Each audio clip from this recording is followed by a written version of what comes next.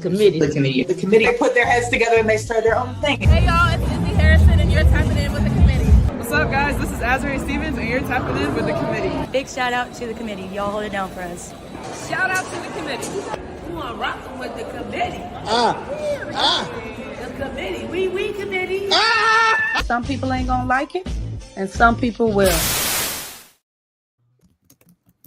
What's up, everybody?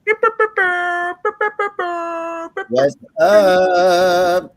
I sound like the what's the thing that the Power Ranger used to hit? The Power Ranger? I'm a little too old. Y'all remember the Green Ranger used to play, or the White Ranger? He used to play his like The little yeah.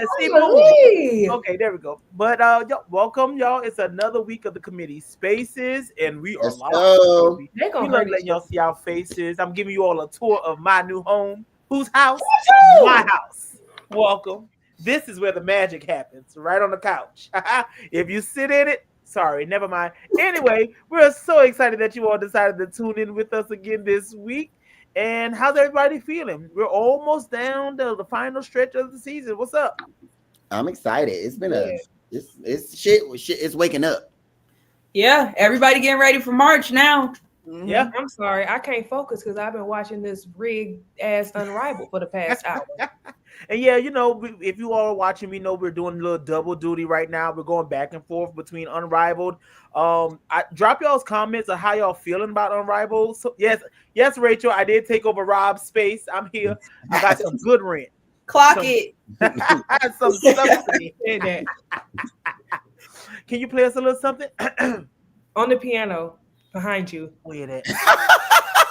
You can't even locate the piano. Well, it's been 5 years. You were supposed to play Brandy. Play a song for us. Can't hold back my tears. How was you supposed to start? You said you was gonna start the space this week saying something. Oh wait, dang it, I forgot. No, you remember it was something that I was like, I heard about it, but I hadn't seen it. I heard about it, but I only saw the Discord, so I never saw the actual clip. Fried chicken. Fried chicken. We got a special guest that just hit the backstage. We about to bring her on. Y'all excited? Fried chicken. Come on, please. What up? What's happening? What's happening, Coach? Y'all know I feel big time. I'm on the committee. Live, baby. Live. In living color. Stuff. How you doing, Coach Yo? How are you today? I'm good. I'm tired, but 3-game week. So you tired for doing all that shouting and screaming last night after that win? Fresh off the upset. We saw you on them clips dancing. I know every time I do it, I be exhausted. I forget, like, I'm in my 40s now, so I really need to chill. You ain't It's watching a little season. That's all. It's a little season. That's it. You know, I'm almost there. I saw Big Gay on afterwards. Well, you know what, y'all? We have a very special guest. We were trying to kill a little time till we got her on the stage, and yes, she did get an amazing win. Her and her squad pulled off another. Is this consecutive ranked wins? No, we lost to Oklahoma. We're going to ignore that one. In our mind, consecutive ranked wins. One, the only Coach Yolett McCuin, Miffy, the one and only Bahamian head coach of the University of Mississippi, also known as Ole Miss. How you doing, Coach Yo, once again? I'm doing good. Got on here. You know, when Dolores hit me, I said, what time? Because I'll be quick to say no during the season, but, you know. Y'all in other words, what you're saying is during the season, so let's wrap this up and don't hold you too long. We got you. So I think Dolores has our first question for you tonight, so we're going to go ahead and jump right on into it. Okay. Yes, Coach. It has been a season, and I think anyone that follows basketball, follows your team, knows that you guys have been the team of close, like almost. We've almost got the win, almost got the upset, and then we get to the fourth quarter, and we either don't make the shot or things kind of fall apart. Yeah. Well, It looks like those demons are kind of starting to be excised. And you have coached your team to 2 really solid ranked wins. I think you did both of them slightly different. So talk to us about what you're doing with your roster. Talk to us about what you're seeing in your team at this point in the season, so that you are now able to get some of these wins that you weren't able to get earlier in the season. Well, I think we're probably one of the most confusing teams in the NCAA right now, just because, like, you know, like you said, we've been close. Like, we had Texas beat, we had Oklahoma beat, we had USC beat, and just couldn't pull it off. But, you know, for us, we're really, really battle tested. And when you put yourself out there, and you're gonna lose some of those games, especially when you don't have, like, you know, like, these teams that are winning these games, other than us, like, they got like someone who going for 40, who going for, like, they got someone different. Our team is built differently. We're really a super team.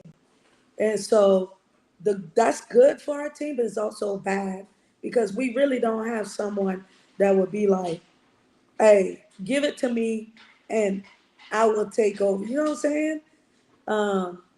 And so in a way, we just don't have that. So, you know, it's interesting.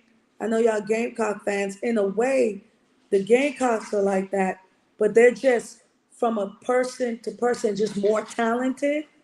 So, but same, like, they don't have that star player that says, come on and let's go. And so we're a super team like that. And so when one person misses a box out, when one person don't talk, when one person don't, we fall apart. And so that's what y'all have been watching. We will be up and then someone miss a box out. You know, like, we was playing Texas, we had them beat, and Madison Booker got 2 offensive rebounds on us and stopped the clock, and was able to make free throws. We came down, Maddie missed a shot. Boom. Oklahoma, we got the lead. We're tired. We don't communicate on a switch. They hit 2 threes on us. Then we give up an offensive rebound. You know what I'm saying? So, like, so this time my team was like, I told my husband, I said, we get up again, I'm calling a timeout. Like, you know, some people don't want to stop a run. I said, I'm calling a timeout.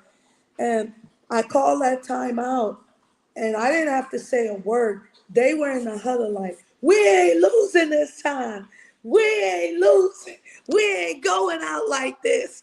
And they, so then they talked, and then I kind of jumped in and said, okay, this is what we got to do. But players win games, man. And my team was just like sick of just losing these games. They're sick of being in film sessions with me and for talking their ear off, you know, showing them woulda, coulda, shoulda. Because honestly, we're the type of team, you know, had we beat USC, had we beat some of these teams we lost close to, we could be top 10 in the country.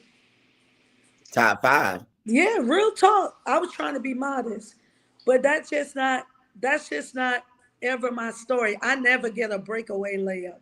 It's always a Euro step for me. And I think, like, that's a part of my growth as a head coach too.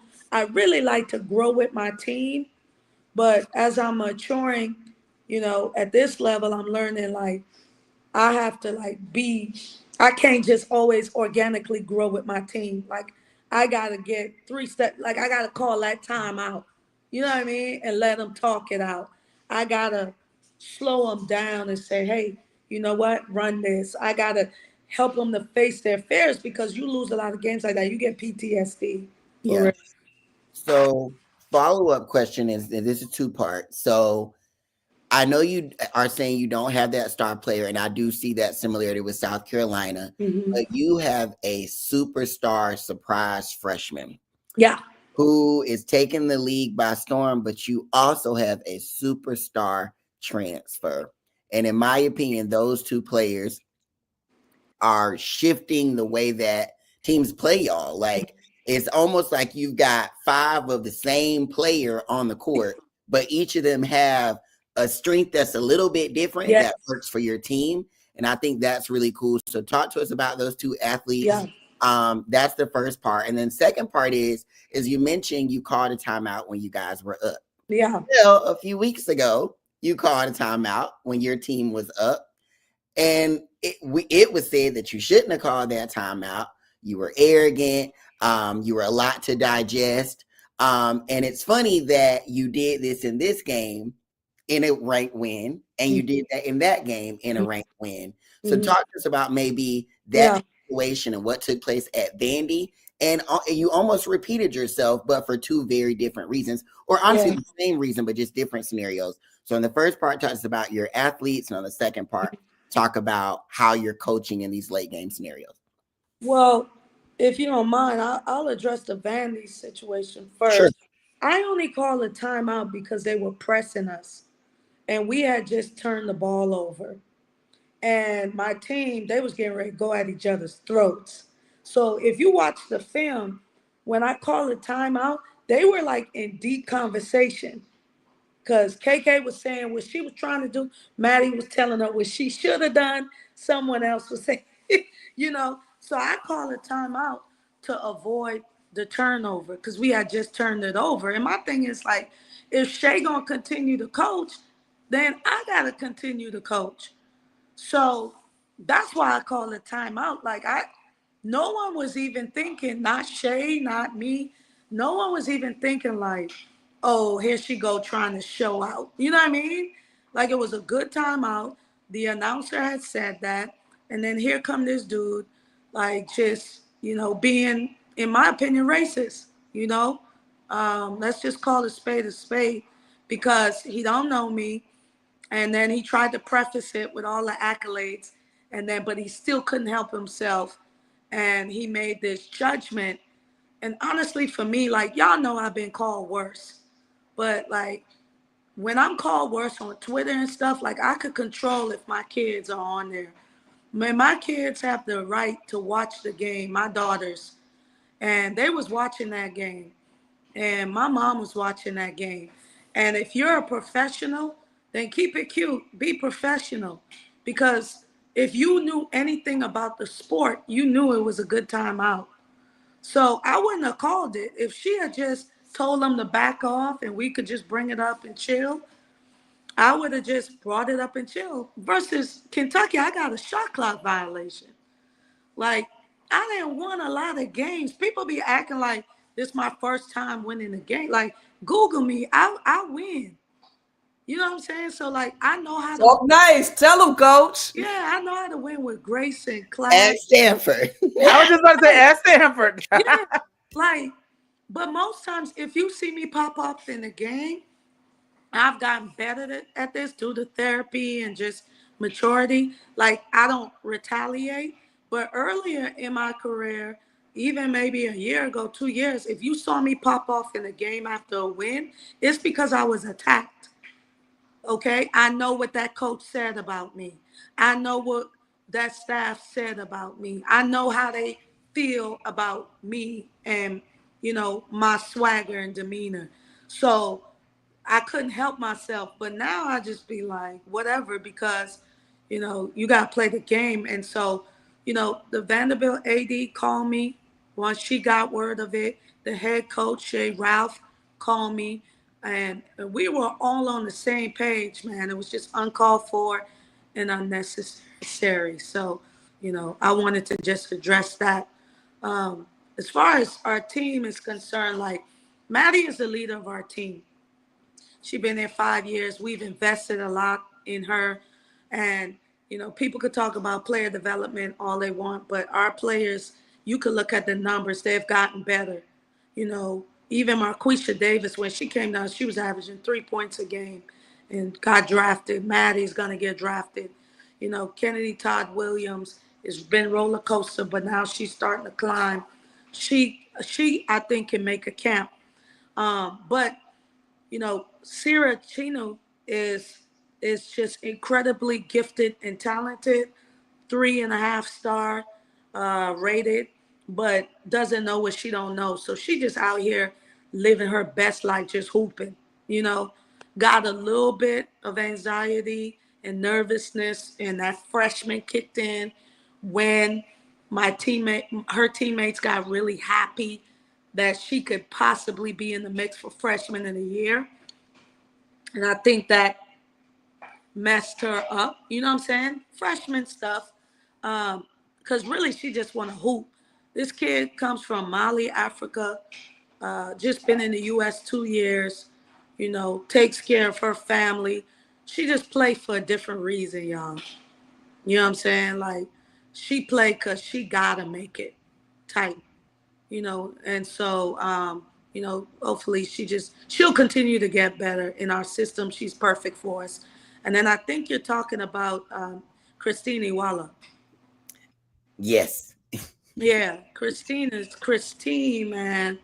Loved her coming out of high school. She went to UCLA.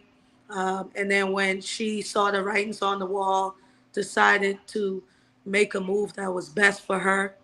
I think everybody won in this situation. Obviously, UCLA is doing well. And then she came in. She just wanted a chance. When I tell you she's one of the best human beings ever, like she remind me of like the bubbly personality of Aaliyah Boston.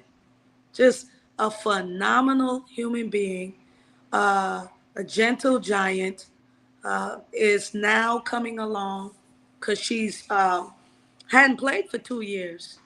And so she's starting to get that swagger. Just, man, just like every day, just we enjoy coaching her. Y'all saw I changed the lineup. Mm-hmm. I went bigger, just because, like, my thought process is we got this nutcracking time, man. You know what I'm saying? And Maddie can play multiple positions. And, you know, I love Tam, and Tam is good for us. But, like, I trust Toddy at that point to start because she's played point for me last year. And she knows what it takes, you know. So I prefer Tam to kind of watch the game and then come in and bring her fire. And it allows us to be bigger with Christine and Star playing now her natural position. And then Maddie that you can play any type of way. You also have kind of been switching up a little bit with KK. So talk to Yeah. us about, I know that that's a really close and dope relationship. We on the committee say that's your child. Yeah. You see KK, you see Coach Yo. Yeah. To talk to about the buy-in that it takes from a player like her to kind of commit to not being the star that she can be, in the sense of like starting every game, but still being fully invested in wanting the team to win. Well, you know what's interesting, man? See, that's why I be coming on this show, because y'all know what y'all talking about. Like, it ain't just random dumb questions. Like, we talking hoops. KK has always been the main character everywhere she's been. But what she hasn't done is win at the collegiate level. And the challenge that I challenge her with is being a winner. And sometimes, in order to win, you have to take a step back. Now, KK is uber passionate, very prideful, and her competitiveness is her greatest asset. And so she struggled initially. But this kid, her character is shining through. She wants to win. She's a competitor. And I called her out in front of the team before Kentucky and basically told her, like, you either going to sit here and pout and not help us, or you going to step up and help us because you're more than capable. You're more than willing to be able to help us. And I said, and I'm sick and tired of watching you just feel sorry for yourself. Here's a kid that had 2 ACL injuries, has come back. She's not the same, but that doesn't mean she can't be impactful. And so I thought yesterday she was like, you know what? Coach is right, or I'm sick of hearing from Coach, and I'm about to just step up and do her part. And she loves the team. She loves basketball. She's gonna be a future coach. You know what I'm saying? She just gets it. And so really happy for her, because I think we can even go further if we can develop our bench. We can't win without playing our bench. True. I got a question for you, Coach. So they released the players in the running for what, defensive player of the year?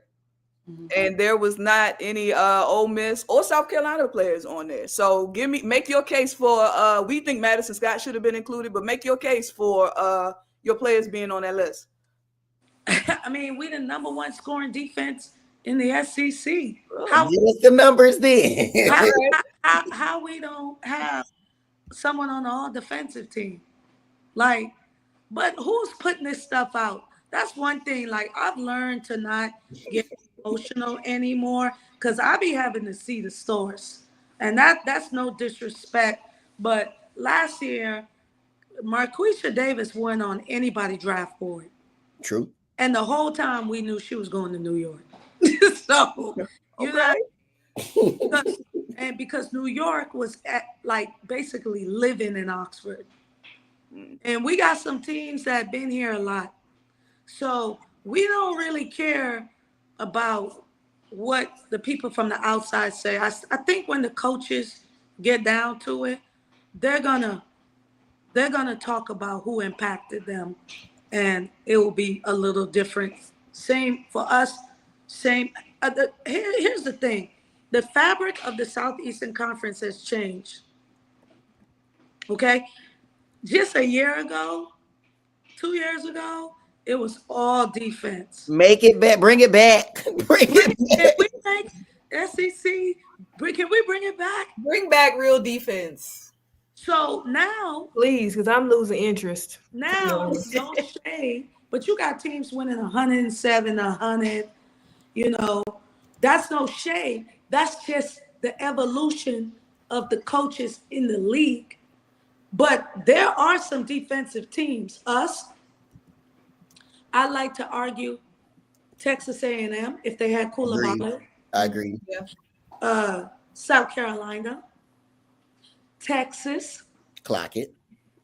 And then Auburn. But, you know, Auburn's a little different. But you just named 5 SEC coaches and programs. Yeah. Top to bottom. No new people. No rabbits. No. Yeah. None of that. This out. When push came to shove for Texas to beat South Carolina, he went to that defense. Yeah. Before non-con, he was averaging 90. That brother then said, I knew when we played him, it was going to be ugly because we both guard. You know? And so styles make fights. And I think when we play teams like a Kentucky, you know, look who they have played. They have played teams that wanted to match them offensively. Yeah. Yeah. Well, I'm humble enough to know that I don't got Georgia Amore on my team. So I'm humble enough to know that I don't got someone that can shoot like 32 on their team. So, you know, we didn't even let her get a shot off. You right. She didn't even get a shot attempt. Lock that ass up. Right. And took the game plan from Texas A&M and carbon copied it. Now, I got to follow up on that. Is that like a common practice where you see like somebody put the screws to somebody and you like, oh, bet I'm taking this, that, the third, they play zone, I'm using that. Yeah, I mean, I think for every team, you got to look like certain games I don't even watch. Okay. Because I don't even play like them. They don't play like me. We don't have the same philosophies. But if I want to see what a team, like Kentucky has lost before us 2 games. Yep. UNC. North Carolina, that be Garden. Yep. Yeah. Now. A&M, that be Garden. Yeah. Yeah. And now they're getting ready to play teams that be Garden. I was Yolett gonna be because we want to keep you up all night. We know you got babies and you got My daughter's looking through the thing right now. Like, oh, come here, mama. Them ain't no babies no more. Them kids tall as I shit. know it. But They she babies looking forever 'cause I low. take her hair out. She got a hair appointment. People don't understand. Like, I'm still a mom. Like, I still be doing laundry. I gotta take the hair out every morning. I wake up. I do breakfast for them. I make their lunch. You know. Where the maid? they get lunch. Yeah. The SEC got a maid service. I like that. I have someone come. I finally started letting people come and clean, but I'm pretty domestic. I know that's right. Okay, You gotta but cook wait. Before and we let you go, clean since you're it. talking about being domestic, because you know I always like a good meal. Give me your best meal from the islands. What you gonna whip up? If the committee was pulling up to your house, what you We cooking coming for? to your crib, yo. If you wanted a Bahamian meal, Yes. okay, I would do chicken sauce. It's chicken, and it's you scald off the chicken 3 times because you know the chicken don't be clean. Chicken wings, and you cut it up, and then you put green peppers, onions, baked potatoes, sweet potatoes, carrots, and it's like a boil. There's that accent. It got a good broth to it too. Yes. That's not interesting. Look at Yes. me. Look at me. Usually you make, I can't bake, but usually you bake this thing called Johnny cake, and it's this like bread that you dip. Dip in it.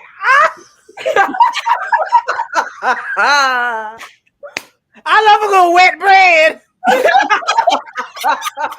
Yes.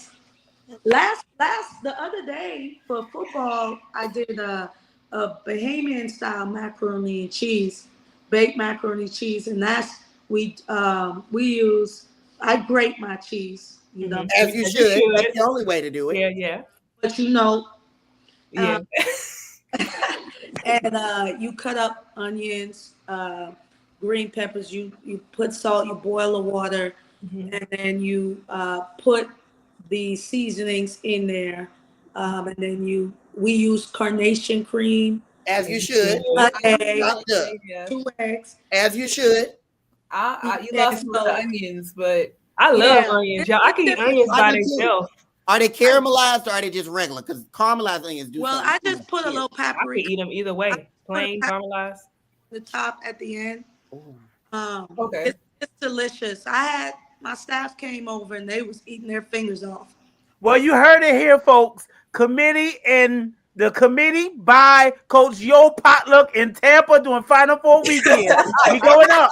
Well, who else gonna cook? I bring the plates. want the plates. Y'all don't want nothing I cook, honey. He got to bring whatever he was making for Leash because she keep talking about that food like it was the best thing she ever had. Y'all, I'll bring the plates, Brother. I'll clean up. No, actually, I'm not gonna do that either. I just So last question, Coach, so you can get about your day. So the season is we got 3 weeks left of the season. Talk to us about how or what you're looking forward to, what you're trying to pull out of your team. Because it looks like I think you guys are tied for third because there's a 3-way tie at first. Yeah, y'all got some of the big wins y'all need too. You're tied, I think, with Alabama for that next position after those top 3. Yeah. Talk about how you guys want to finish the season, and just give us a little outlook. Well, our last 8 games 6 of them are top 25 teams. Jesus, my God. 4 of them are top 15. SEC, man. Yeah. He's a monster, and everybody know. Every time someone beat us, they be saying we just beat a ranked team. I'm like, nah, we ain't ranked, but everybody know like we're legitimate, So. For me, I just want us to continue to grow and get better. I don't want us to lose games we shouldn't. Y'all know what I mean when I say that. Correct. And then if we could sneak 1 or 2 more wins out of the deal, great. Back in the day, I would be still stressed because I'm trying to get in the tournament. Now, it's about seeding and maybe possibly hosting, moving on up. Something like that. But I think we're going to play our best basketball in March. If you've seen how I've been going deeper in my bench. because I just believe you got to play kids. My kids, they just be too tired, and I need them to show out in the clutch moments. Because when you see Maddie miss them layups and stuff, that's fatigue. So I started trusting and playing my bench a little bit more. But the SEC is going to be hell in the NCAA. I think all of us that go, Gonna be rocking. yeah. And I hate that The ones that defend, coach, all the ones that defend will be well, you know, Tennessee style is gonna be polarizing for people. They're giving me like depending on the matchup. Yeah. Very matchup with them. I'm just like a lot of people don't want that heat, you know what I'm saying? So yeah, exactly. This is true. They're gonna be dangerous. Kentucky gonna be dangerous as long as they don't run into like a, you know what I'm saying? I ain't trying to give everybody game plan on them. Like, you got a matchup coming up with Tennessee, right? Yeah. Yeah. How do you like that? They're different, right? The multiple subs over and over, and you just talked about keeping your players fresh. How do you prepare for something like that as a coach? Yeah, they're a tough prep. We got them on the back end of this 3-game week. Oh shit. So for them, what you got to do is it doesn't matter how bad you want, you can't play their style. Okay. Yeah, no. If you play their style, you went out. You see South Carolina was beating the brakes off of them, and then they start playing their style. And somebody took some bad shots. Not my team, not my huddle. But you know, like everybody know I'm a bad, like you watch hoops. Yeah. Watch hoops like y'all. So, but sometimes I gotta be careful what I say because I don't. Yeah. We got you. Right, but you can't play their style. You know, you gotta play your style, and that's hard to do because sometimes they give you like a wide open shot, and everybody in the gym saying shoot it. But if you shoot 29%, you shouldn't shoot it. Yeah. You know, but that's hard for a player. But you don't shoot it. And so it's all going to be about us being disciplined if we want to win that game. Because we guard. So, You do. Yeah, facts. You know what I mean? Okay, so to get you up and out, what is the player that we should look out for the finish season for Ole Miss? Who's the player? Well, it's hard because we're a super team. I just think y'all got to watch us evolve. I think people really got to offer some patience in this portal era. Okay. For every team. Like, I think everybody want everybody to beat. But unless you have a team that them kids been there, you got to have patience because they still like coming together and figuring things out. And, you know, just watch us grow. You know, people could say what they want about my players, but what they can't say is that they don't improve throughout the course of the season. What they can't say is we don't rise to the occasion. And what they can say is we ain't going to guard. So we're going to do that. All right. Now, last question for real. Who is your favorite committee member and why is it low? Well, it's been real. It's been real. No comments. Thank you so much, Coach Yo. We appreciate you. I'll keep pushing the real narratives forward, man. Like, y'all talk real hoops. Y'all, people think y'all are biased, but y'all give it straight. When South Carolina tripping, y'all call them out. And about to in a couple of minutes. y'all are good for the game, and I've been saying that. And that's why I always come on here, because I don't ever have to worry about answering stuff that just don't make sense. Y'all give the people what they want. So y'all keep shining, you know, appreciate y'all for real. Appreciate you, Coach. Thank you so much. Thank you. Answer my question. Hotty toddy. Thank you, Coach. What's the hotty toddy sign? It's like, I don't know. I'm just doing a shot back. Not the shot back. All right, yo, that was Coach Yo. Thank you all for. Dolores, you gonna be mad if I gotta go to the bathroom? Yes. Yes, go ahead to the bathroom. I'll go head into the all for restroom. tuning in. Make sure y'all follow Coach Yo on Twitter. She be on TikTok. Make sure y'all follow her. With the hips. Yeah. Yes, her and her hips. Scuffing up her shoes. The audience is my favorite member is Dolores. They ain't even spell your name right. Can't be that favorite. Can't right. Baby, spell your name right. Just with a little flair, just a little flavor. It's Dolores. Dolores. Who won the last Unrivaled? Who won the? I think we missed it. Who won the what? Logan, Enrique, right? Enrique 12-8. Yeah, I'd be shocked. I would be shocked if Sasa won. Yeah, if your favorite member is Dolores, I will put my cash out because my big day is in 2 days. Oh yeah, you got a birthday coming up. You got a B day coming up. Speaking of B day, did you get your ticket? Did y'all get y'all tickets? No. Quentin got a city card, so I think we're gonna be able to get ours tomorrow. I sure as hell did. I clicked into Ticketmaster and the shit was going slow. Like when I tell you my shit was like freezing, and then when I try to like zoom in or click on something, I almost have it, and then as soon as I get ready to hit like next, it's like, oh, it's gone, it's not there no more. Man, that like, I'm gonna just wait till the day of. I'm gonna see who panics and drop their prices because they're trying to sell them, and I'm gonna just go then. That's what I did when I was in Dallas. I ended up getting like floor tickets by the stage when I went to the On the Run tour. I got them for like $100.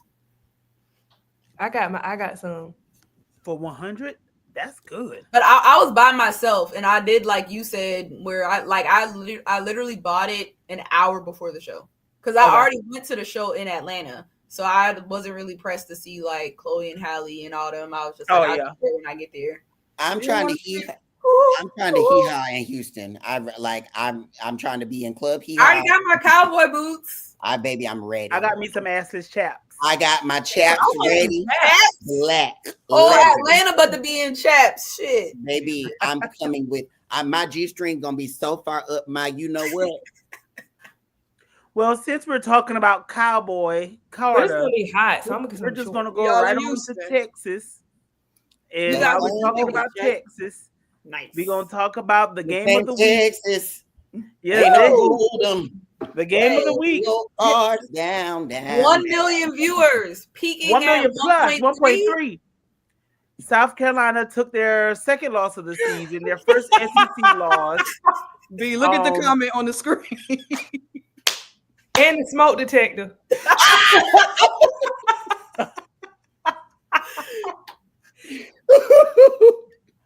Well, in my new home, it's all robotic. Anyway, South Carolina took their first SEC loss since Missouri in 2021. So the streak is no more. Time to start a new streak. What were some takeaways from that game, and what did you like and what did you hate? I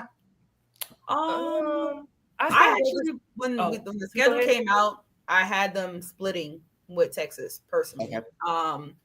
I thought that would I thought on the road at Texas would probably be the toughest matchup for them in the conference. So I wasn't really shocked. What I liked that they battled back. For Texas, punched first as they should. Because especially the way they got beat in the first game, you definitely want to come out and make a statement.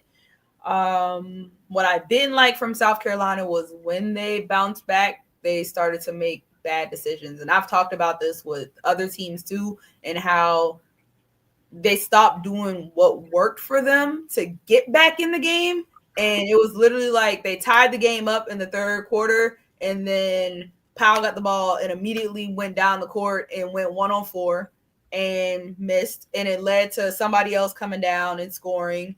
And then when they tied it back up, Raven threw up a 3, Lave threw up a 3, and it was just like, whoa, what is happening right now? None of that was working. What got you in the game was, driving, kicking out, getting a good look, getting a good shot, Joyce getting a look, Sanaya getting a look, So I think sometimes a lot of players, and we've seen it in Tennessee games a couple of times, Southern Cal, just it's happens in college a lot where sometimes teams forget what worked to get them back in the game. So that I didn't like.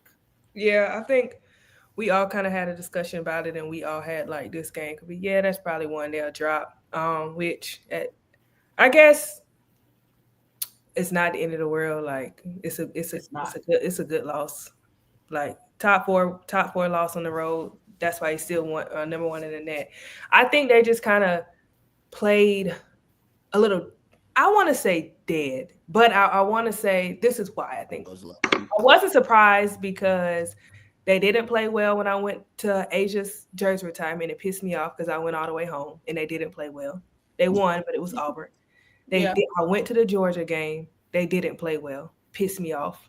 Right. Because I went all the way there. So their team, they're trend. Like they trend. You can tell. Yes. So the Texas, I not surprised at all. But I think the difference is right now, if they wanted it more, they didn't rebound, they didn't do these things. I feel like we haven't rebounded great all season. We've kind of taken some bad shots all season, but the key difference to me in these last 3 games, the same slump that Raven was going through at the beginning of the year, Pow is going through now. Yeah. And Pow is our scorer, right? Pow, and it's not a lot, right? Because like Coach Yo was saying, my glasses are so crooked because I've been sleeping on them. Like Coach Yo was saying, like we don't have like a player who's going to get 40 points, but Pow will give you a solid 11, a solid 13, a solid 14. That has been missing, especially in these big games. Yeah. So, and the thing is, some of the shots I feel like Pow still has, I think it's a mental thing. That's why I think it's just a slump right now for her because I feel like some of the shots are there, she doesn't take them. She's not doing anything super different than she was doing. She's just not hitting like she was. Mm-hmm. So I think Don also mentioned earlier, when you start to think about going to this next level and what is this going to look like, I think she just could be hitting that type of rep. But I will say, even with Pow doing that, one thing about her is she always is positive and she always plays. So it can be frustrating, but it doesn't bother me because that's how I go. The energy is still like there. She gotta find it. She'll find it, but her energy is still good. She's still playing hard. She's still doing what she gotta do. You know what I mean? So it sucks, but it's life. Like it is what it is. So I do think, despite all of those things that do need to be fixed, I think that's the catalyst for South Carolina right now. They have to find a way. She has to find a way to kind of, get herself out of that. To me, we're in a period where we don't have the Joker card. Asia, Boston, Camilla. We don't have a player that is bigger, better, stronger. And even if we're not making shots, they're going to get the ball and put it back, or they're going to find a way to win. We have to win games this year as a team. And what I mean by that is if the post has the better matchup, then the post are the players that got to execute. If the guards have the better matchup, the guards have to execute. In this matchup, the energy started off really low, but I think it really happened from a standpoint of they were not going into the game, to Lowe's point, to win. Like, they played bad at against Auburn, played bad against Georgia. And so there wasn't this like confidence and swagger on the court. And this is a team that needs to see shots fall or needs to get a block shot or needs Lay to make a big play in order to have that confidence. And when you get punched in the mouth like that and keep getting punched in the mouth and you don't have that X factor player that's better than everybody, you got to do it in different ways. And I think them not trusting each other and sticking to the game plan and letting them be more physical than them really, like I said on Twitter, I was like, this is a UCLA, like, I feel like I was watching that game all over again. They made better choices and did better things to get back in the game, but it was the same energy, in my opinion. Go ahead, Lo. I want to push back on where you said they didn't have like a joker. I disagree. Okay. Because in my opinion, the joker was Malaysia. Yeah. When Malaysia got in that game, her defense was good. She got to the basket when she wanted to. Mm-hmm. Malaysia, they couldn't do a thing with Malaysia. She got in when we would start going back on the run and get back, laid that ball up, hurt her arm. That kind of took her out of it. Now, did she end up taking some bad shots that took her out of it, yes. But I do think she was a joker, and I do think she was doing really well. We just have to get her to a point, like Don always says, that you do all of that, but you don't take that bad shot. Because when Malaysia got in that game, it was her. Oh, for sure. It was her. But I think that's, and when I think she can be, like, I think Lay will be our X Factor big joker in big games. She gonna win them for us in the future. But I think her unlearning some of those small things, like, and it's a matter of, you see the past, make it now. Yeah. Don't just, or you. And she did that starting the game out, to be honest. Like, she got a steal, and instead of going straight to the rim, she clock test in the corner, pulled up. There were two plays that stuck out to me that I felt like, had they had those two turnovers, I should say. Yes. The one from Maddie and the one from Sanaya. I felt like, had those two turnovers not happened, South Carolina would have won. Yeah. And I think somebody said for them, but I think Sanaya Fagan, to me, she would have been the big joker if her foul was like, her fouls weren't so terrible, because the plays that you're talking about that they needed to change the momentum, Sanaya made them if they call it blocks. Yeah. Like, every time South Carolina went on a run, it felt like Sanaya had like a big block on somebody where they could have got the ball and go to the other end and do something with it, but it was a foul, and she had to go out of the game. Who of them were clean as person? Clean. Nobody. Yeah. So clean that Rebecca Lobo. I was about to say, when you got Rebecca on your side. I don't know about that one. So, like, I definitely think Sanaya gets a terrible whistle, man. But if you go back to the Texas game and South Carolina, Fagan had 6 blocks. And she was like, as much as they were rebounding over everybody, Fagan was handling the paint very well, making people second guess going into the paint with all the blocks. Could it be that some people or some refs, because I know people refs, I try not to talk about refs a lot, but refs have some bias in them. If I don't expect Sanaya Fagan to do that, then I'm already like, no, bitch, foul. I'm not going to give Sanaya and Aaliyah whistle if Sanaya isn't had Aaliyah stats. Yes, and I think that might be some kind of, because you like, shit, you can't do that shit. Exactly. I think. And I will say, we talked about this in our committee chat, but even if we don't have bigs, our guards got to get up there and rebound. Yeah, and outside of Raven Johnson, if Raven's not on the floor, Lay does it sometimes. But if Raven's not on the floor, the guards are staring, looking at Sanaya like, blocks her out and rebound. And to me, like, those are and that's why I say, like, we're missing that, because Leah would have just got the damn shit. Like, she would have boxed the girl out, reached her arm back here, caught her with one hand, passed that thing over there, and made it work. We don't have that anymore. And honestly, Sachs was also that as well. Like, Sachs didn't do a lot on offense, but baby, she was flying here, there, and everywhere to get rebounds. And the fact that, and people kept saying, well, no Joyce, no Lay. Don's explanation for not putting Joyce in the game made perfect sense to me. Yeah. Made perfect sense to me.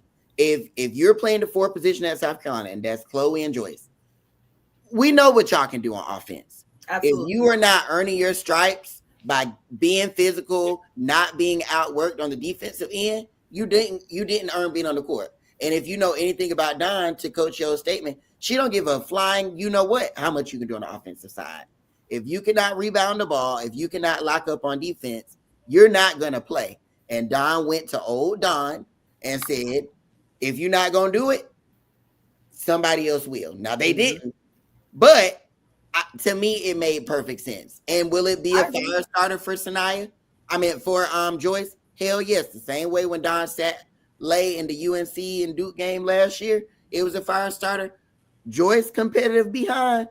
Ain't gonna let that happen again. So I'm not too worried about it. Because I think I messaged in the chat at some point. I was like, I'd rather South Carolina go 4 out, 1 in. Yes, and she did. Because the post players, to me, weren't like I mean, I think Powell said it. They got punked, right? Yes, like they were getting manhandled in the paint. And like you said, we know what you can do on offense, but you gotta. Sometimes when it comes to rebounds, like, it's all about grit.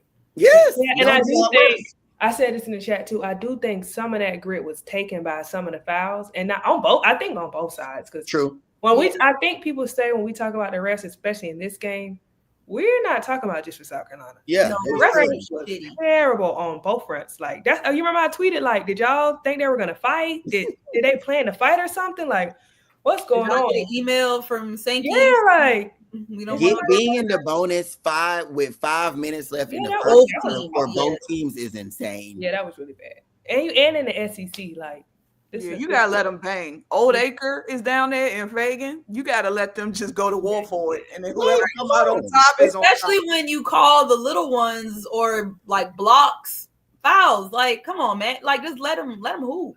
Yeah. And this is me, like, y'all know Dolores got Chloe Kitts, Daenerys Targaryen. The fire has been taken out of your throat and stabbed away. I'm gonna need for you to go lay in the fire with the egg with the Dothraki horde.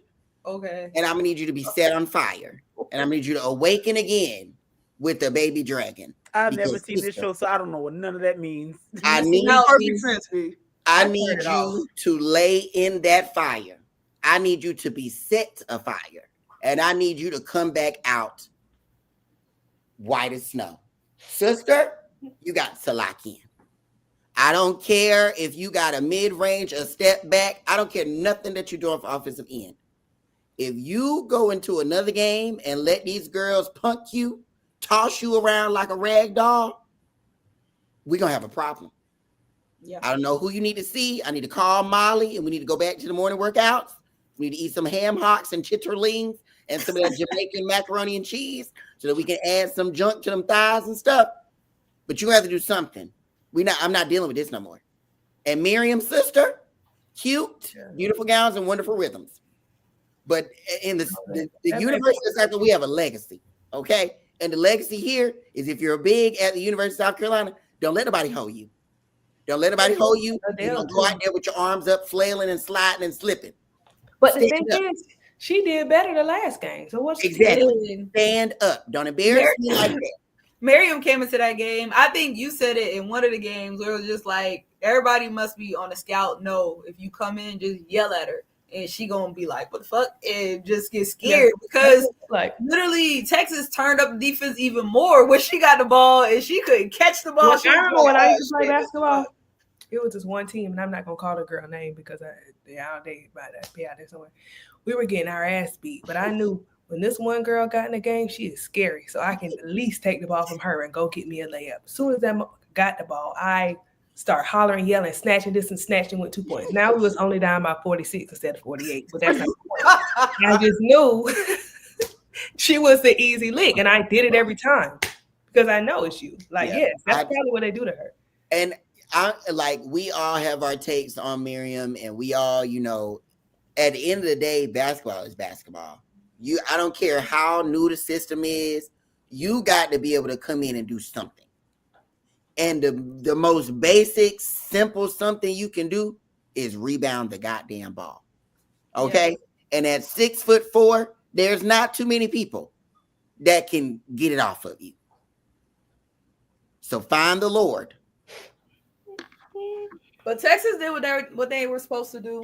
Y'all, and you know what's funny? We having this whole long discourse. Them girls lost by 4 points. By 4 points. But that's all right. Texas. Texas, so at the end of the day, I just be like, okay, girl. It to me, it was the perfect loss. In a weird way, right? Because I tweeted this. The UCLA loss was a reminder that ain't nobody finna roll over for you. I don't give a damn what you did last year. It's a new year. Ain't nobody rolling over for you. And it made South Carolina clock in and be like, all right, we gotta be better than whatever the fuck that was. This loss to me tells them at the right time, because we're getting ready to head into March, the little things matter. You've been winning a lot and making mistakes, and it hasn't mattered because you winning. But it's those little things, the missed box outs, Sanaya boxing out and the guards looking at the ball and their player coming out of nowhere and rebounding and getting the extra rebound. Free throws, turnovers, and key moments, stuff like just the little things that can be the difference between you going to Tampa or you being at home. So you got to make sure you handle those little things.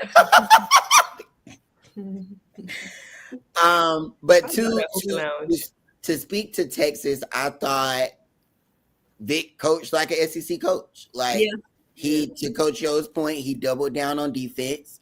I thought he got a lot of contributions from his big. I thought Jones was an X factor for them in this matchup because if you remember in that first matchup, Sanaya sat her down and she never got back up. She was making really solid mid-range shots, getting important boards. I thought both their post players, Odeker and Taylor Jones, even with foul trouble, played really solid.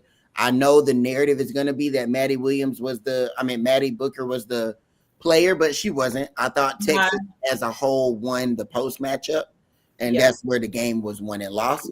That play by Odeker getting that steal on Maddie, to me, was the straw that broke the camel's back in this game in terms of momentum and just your 6'7" big, like on the ground, snatching off and running. Like, and I really, really, really like Jordan Lee. Like, really, really like that freshman for Texas. I think she's going to be really good for them.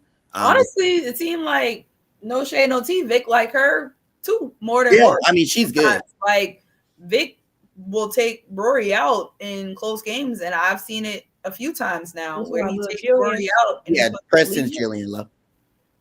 Yeah, I thought he went with what worked, and we all know Vic is one that if his girls ain't doing what need to be done, he will sit them down. He will sit them as Morgan Williams.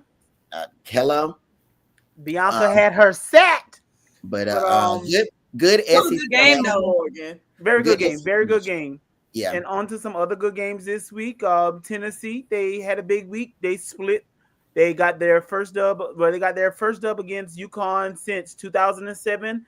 Once yet again another stat since Candace Parker, and they lost to LSU. So, in both games, I know we talked about this when Coach Joe was on. That whole 5 in, 5 out type thing. The substitution can really catch a lot of teams off guard, especially teams who already don't go as deep into their bench. So for Yukon, who typically only plays a 4-person rotation, just kidding, about 4. But seriously though, what was the difference maker in the first game, and then what didn't go well in the second game against LSU? LSU got dogs. Yeah, that's it. Yeah, like no shade to Yukon, they have really good players. Like, don't get me wrong, but I think LSU could match Tennessee's like dog mentality type vibe. And Yukon, they couldn't, to me. Yeah. Like, it was still a good matchup. It was a little like in the beginning, that shit was pissing me off. It was too much going on, not like everybody turning over the ball. But once teams settled in, it became a really good matchup. And I mean, Yukon got to figure out their defense, to be honest. Like AZ, a cone on defense. Paige was getting in foul trouble because she's handsy on defense. So they got to figure out whatever it is that they got going on in their perimeter defense, because that didn't help. Yes, sister. It is Black History Month, so I need y'all to understand that I am doing this simply because it is true, and I have to call a spade a spade.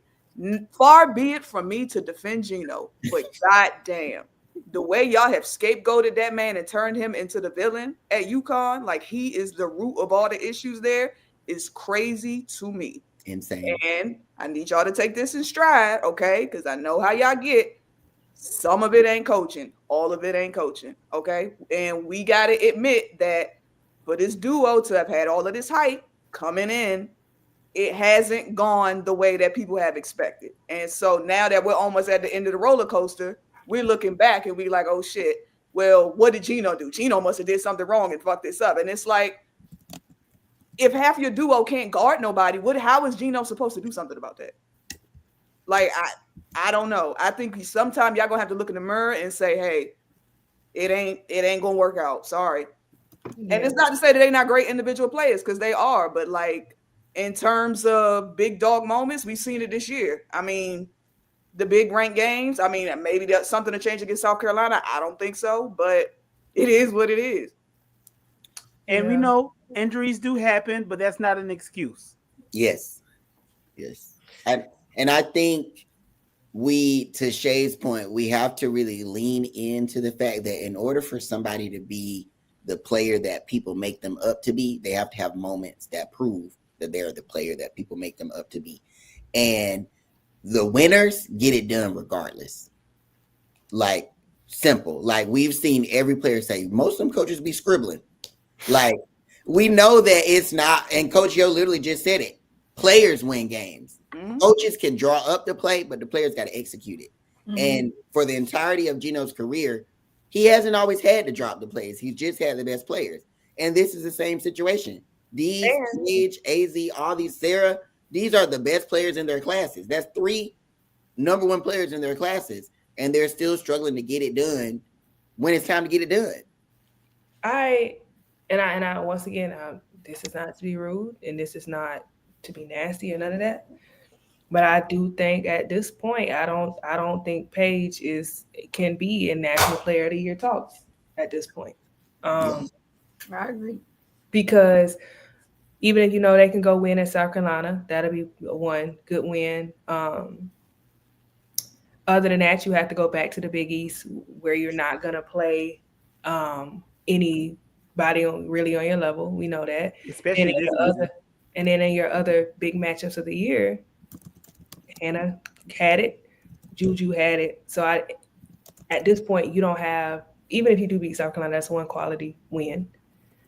Other than that, it's just not there. So I just don't know if you can do that. And then the Tennessee game, was it Tennessee? No, Southern Cal.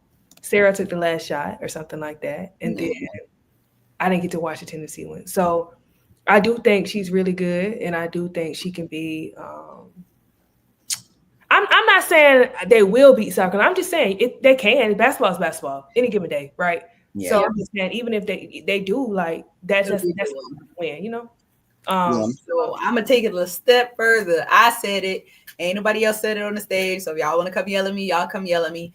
I don't think Paige should be on first team All-American this year. I don't think so.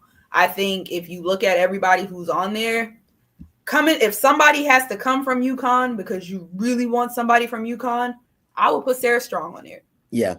That's me.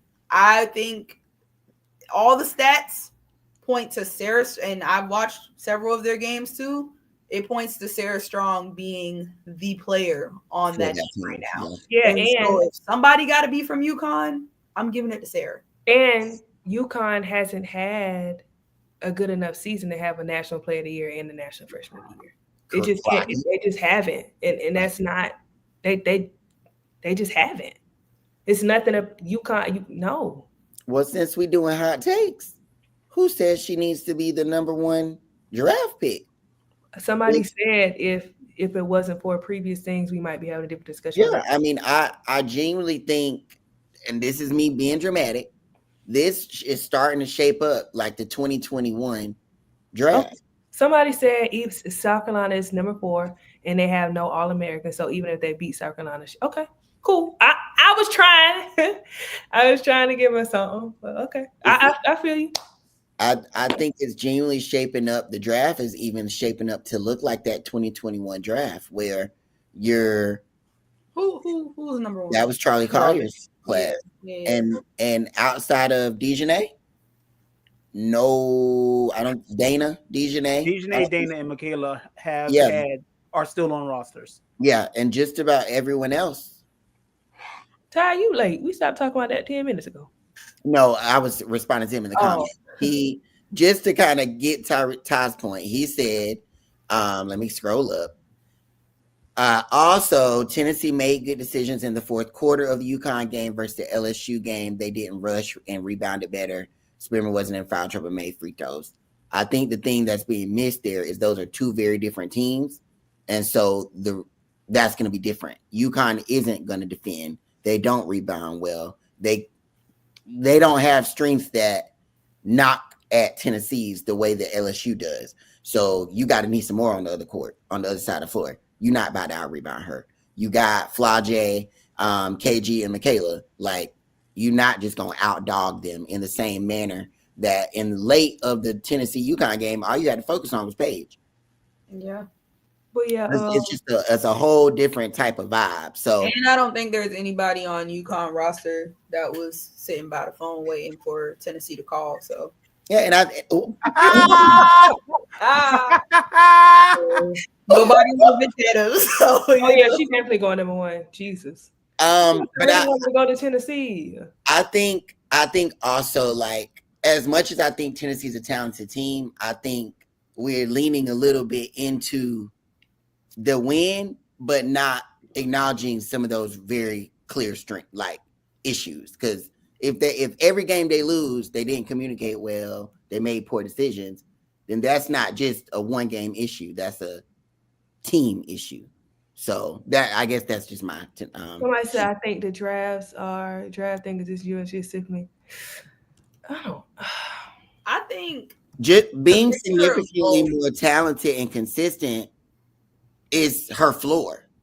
She's always been talented and consistent, but talented and consistent at the pros is a role player. That's not a number one draft pick.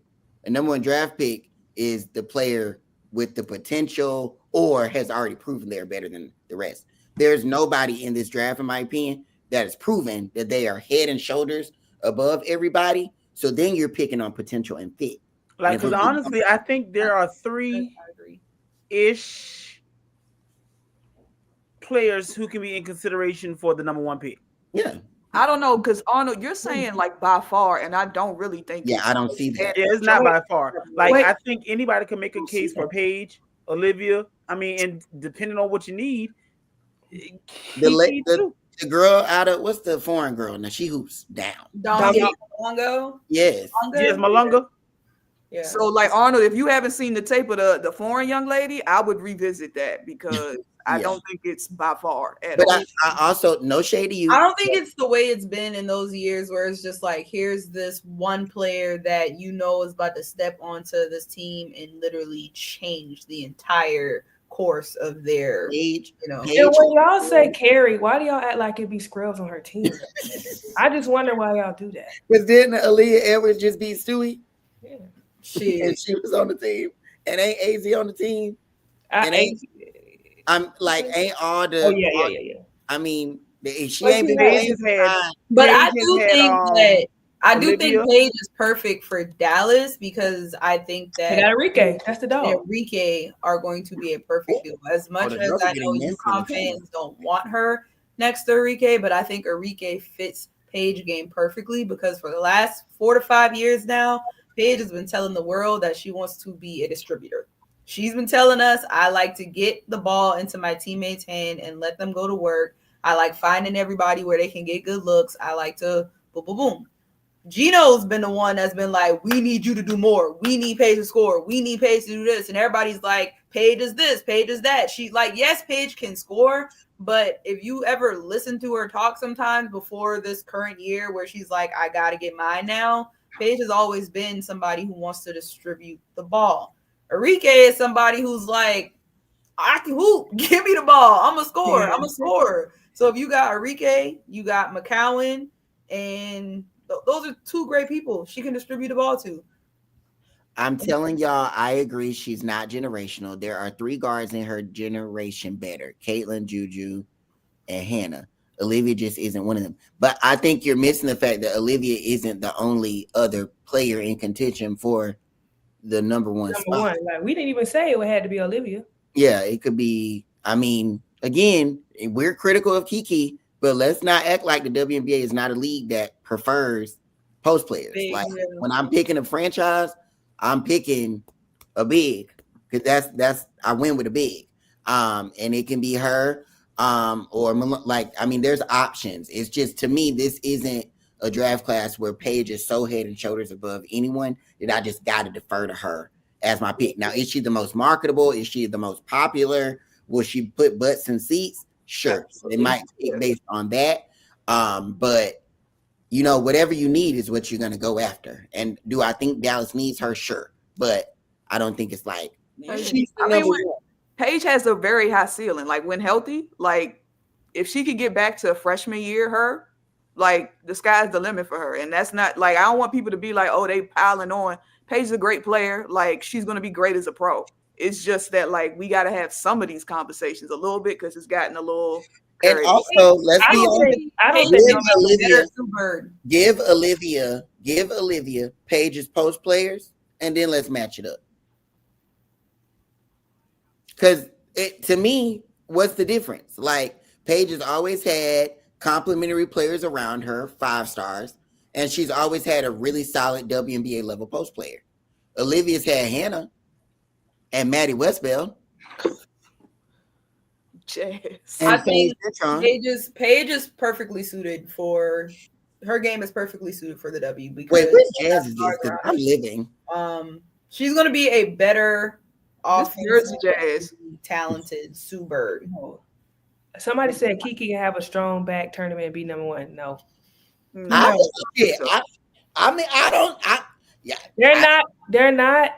not gonna pick anybody over Paige. Yeah, I think Paige is going number 1. Yeah, so this is a mute, but it's just our opinion. It's for debate. Come on, we like debate. No, still sorry. Oh, bro. Yeah, Paige is going to Dallas. Just accept it. And while we're talking about Paige and Dallas and you stuck? Are you right? I think he really is. I'm crying. He really is. He's frozen. Okay, you back. Wait, sorry. I froze. Yeah, I thought that was on purpose. Like I thought you were acting, to be honest. Basically, well, we're gonna stay in Shay's backyard, where a future number 1 pick currently resides.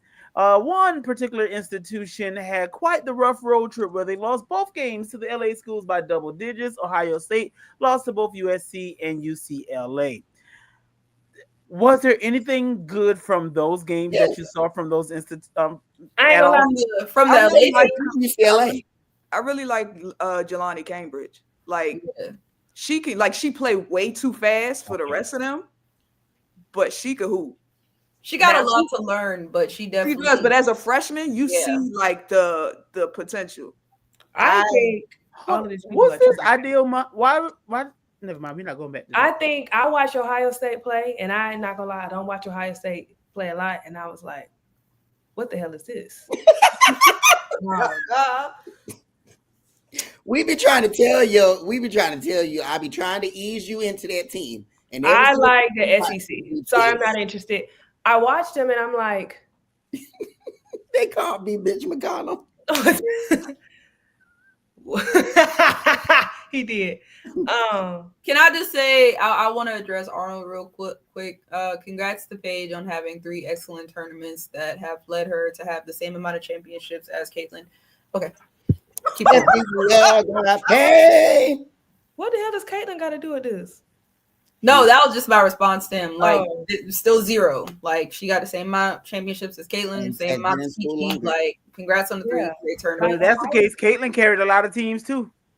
Like, Ohio State, I don't know what the hell. Like, Jelani sure does good. Did she get to shooting too much? Cody makes me a bulldozer.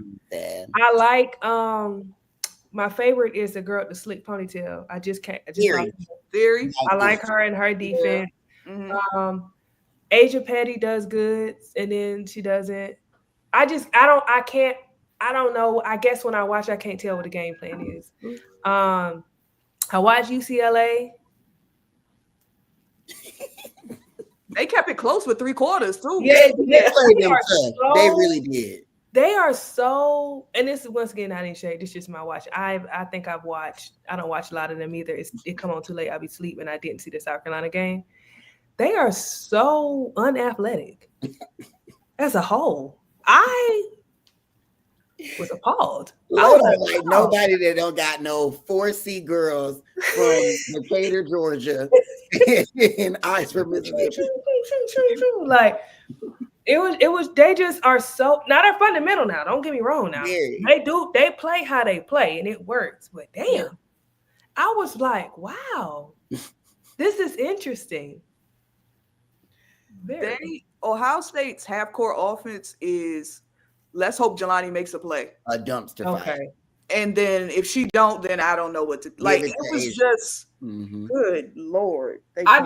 When I look at Ohio State, I get so upset with Cody's like non-growth because I remember her as a freshman, and I'm just like, how y'all always talking about her? Can't spell her name when she was a freshman, and I'm just like, Cody is it. Like she got the body of a pro. She, raw talent. And then it's been no growth to me, and that frustrates me because I really do think she could be a really good player. And in order for Ohio State to be what they need, like where they want to go, they need her to be a good player. Do we think that she's the type of player that needs to benefit from possibly going elsewhere? No, I don't think it's an elsewhere thing. I think it's a her. It's a bag thing. Yeah. Like she got to grow her bag because right now it's just. And Kennedy Smith was just sitting on it. I'm driving, spin move, fade away. Or if I'm open, I'm shooting a midi. Or I'm running you over. That's it. It's not, there's no in between. So she just got to develop in the summer. I don't think it's a transfer thing. I think with Ohio State, when they had JC, they had a very hybrid player. Mm-hmm. Like JC knew how to run an offense and still get hers. Jelani knows how to get hers. That's it. If you pay attention to them, if the set is not Jelani go score, she's getting the ball to Theory, Cody, or Chance Gray to get the ball to Asia Petty. Like they're not. To me, I think that team will be better if Madison Green gets healthy and they put her in the run point. Is Madison the Green the one that looked like the girl that played for North Carolina State? She's very tiny because she had a bad knee injury. She was the point guard the year they beat Ohio State, but had an injury that year. She's light skinned. She's older, but she's a true point guard in my opinion. I'm sorry, Dolores, because Arnold is trying to try it because now you're bringing Raven into it, and it's black. First of all, Arnold is Black History Month, so we're gonna pause on that. But second of all, if you think we already said that Paige is gonna go number one regardless, so you trying to draw all these bullshit arguments to be like, oh well, I'm gonna shit on all these other players. She gonna go number one. Cheer for her, yay! Get you a Dallas Wings jersey. Get the fuck about the mention. Damn, shit, bro. But I think you can have conversations and debates about picks and player of the year and all of that without it being like, let's bring everybody else into it and talk about it. You talking about Raven got rings on her hand, brother. Like, let's be real. Go ahead, Dolores. My bad. No, you're good. I like it. Yeah, I just think they need somebody that runs the offense and isn't worried about scoring. They got scoring. Like Theory can score, Cody can score with a limited bag. Chance Gray can score, Jelani can score, and Petty can score. And Chance Gray score because it's nothing. Yes. I haven't seen it. No, you don't watch them enough, but yeah. I watched them 2 or 3 times. How many times I got to watch? That's not enough. If somebody only sees Make it enough. If somebody only sees South Carolina the last 3 times, they think Papa couldn't score. And she came from that same. Never mind. This is true. They have a big off the bench. She's foreign. Love her. That the tall one. Yes. Now I did like her. I enjoyed her. She got the white girl. Much, yes, it starts with an L. She's got so much potential. I saw that to say that had they not been dumb and let Petty go one-on-one with Betts in the fourth quarter, like Betts is not the best big in the country, they let that girl, Betts literally cooked in the fourth because they went man on her. Are you crazy? She was doing good at first, but then she wasn't. At first. Yeah. She got tired. Get tired after a while, man. Shit, that's a lot to deal with. Yes. But she did. She was doing really well. JC Sheldon's missing. They need a true point guard. Jelani's going to have to grow and stop shooting so damn much. But I think those are 2 games they shouldn't have won anyway. Asia Petty, though, when we talk about people transfers and decisions. That was a good one. I don't know. I don't feel like they bang enough. I don't feel like they bang. What's the word? The style that they're playing doesn't highlight her in any way. Like I feel like you missed out on her. Not as much. It's not gonna highlight her in the matchups that you just saw. But if you look at them against any other Big Ten team, so a team that don't have a big, yeah. But like, think about it. She is the 5. That girl's not no true 5. She's a 4. That's my point. So they've never been a team that played a 5 and a 4. Which is my point. So what are you doing? Why are you going to? Because she has space to be the girls, everybody want to be a big guard. A stretch 5 that's not really a 5. Like, I'm only gonna play defense. Like it's not your SEC low. I'm sorry. Think of Arkansas. Hell no. Why would I do that? Like, I mean, like, that's what you're getting. Like, they got her. I'm sorry. I do want to talk about the USC part of the game only because Kennedy Smith. I love that kid. I love our freshman, but Kennedy goddamn Smith, dog. Yes. Like double, sat on Jelani all night. Like, I love her down. And our freshmen come in when we ain't got no energy, and they're like, because they don't know no better. They just like shit. Like Avery is just like shit. I'm gonna shoot it. What the hell? I like her. It's going in. I don't know. Like Heckle has grown a lot, and I know the whole thing with Juju's been going around with that kid is exhausted, y'all. Like, and I was talking to some of the people at the game about the schedule, the Big Ten schedule. It has been brutal for them. Like, and obviously Juju had time to shoot a damn Super Bowl commercial and all the other shit that she got going on. Shout out to Juju, by the way, in the Super Bowl commercial. But I think people are trying to make it more of a thing than what it is. I just think she's frustrated because she's in a slump and she's exhausted. So hopefully Saturday. They don't play again until Thursday. So I hope she got some rest.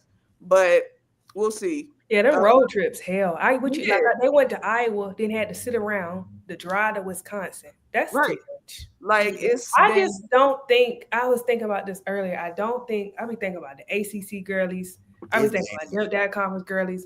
I just don't think they did them no favors. I don't. And then even like I think we were talking, it's a hard road trip for the other girls that have to come to California, Southern Cal, and then right behind it play UCLA or vice versa. That's a tough road trip. That's a lot. Not to mention potentially going to damn Washington. Yeah, that's just that's not a fun. So every team now, when I go to play Southern Cal, I got to know I got to play UCLA right behind it. That same matchup.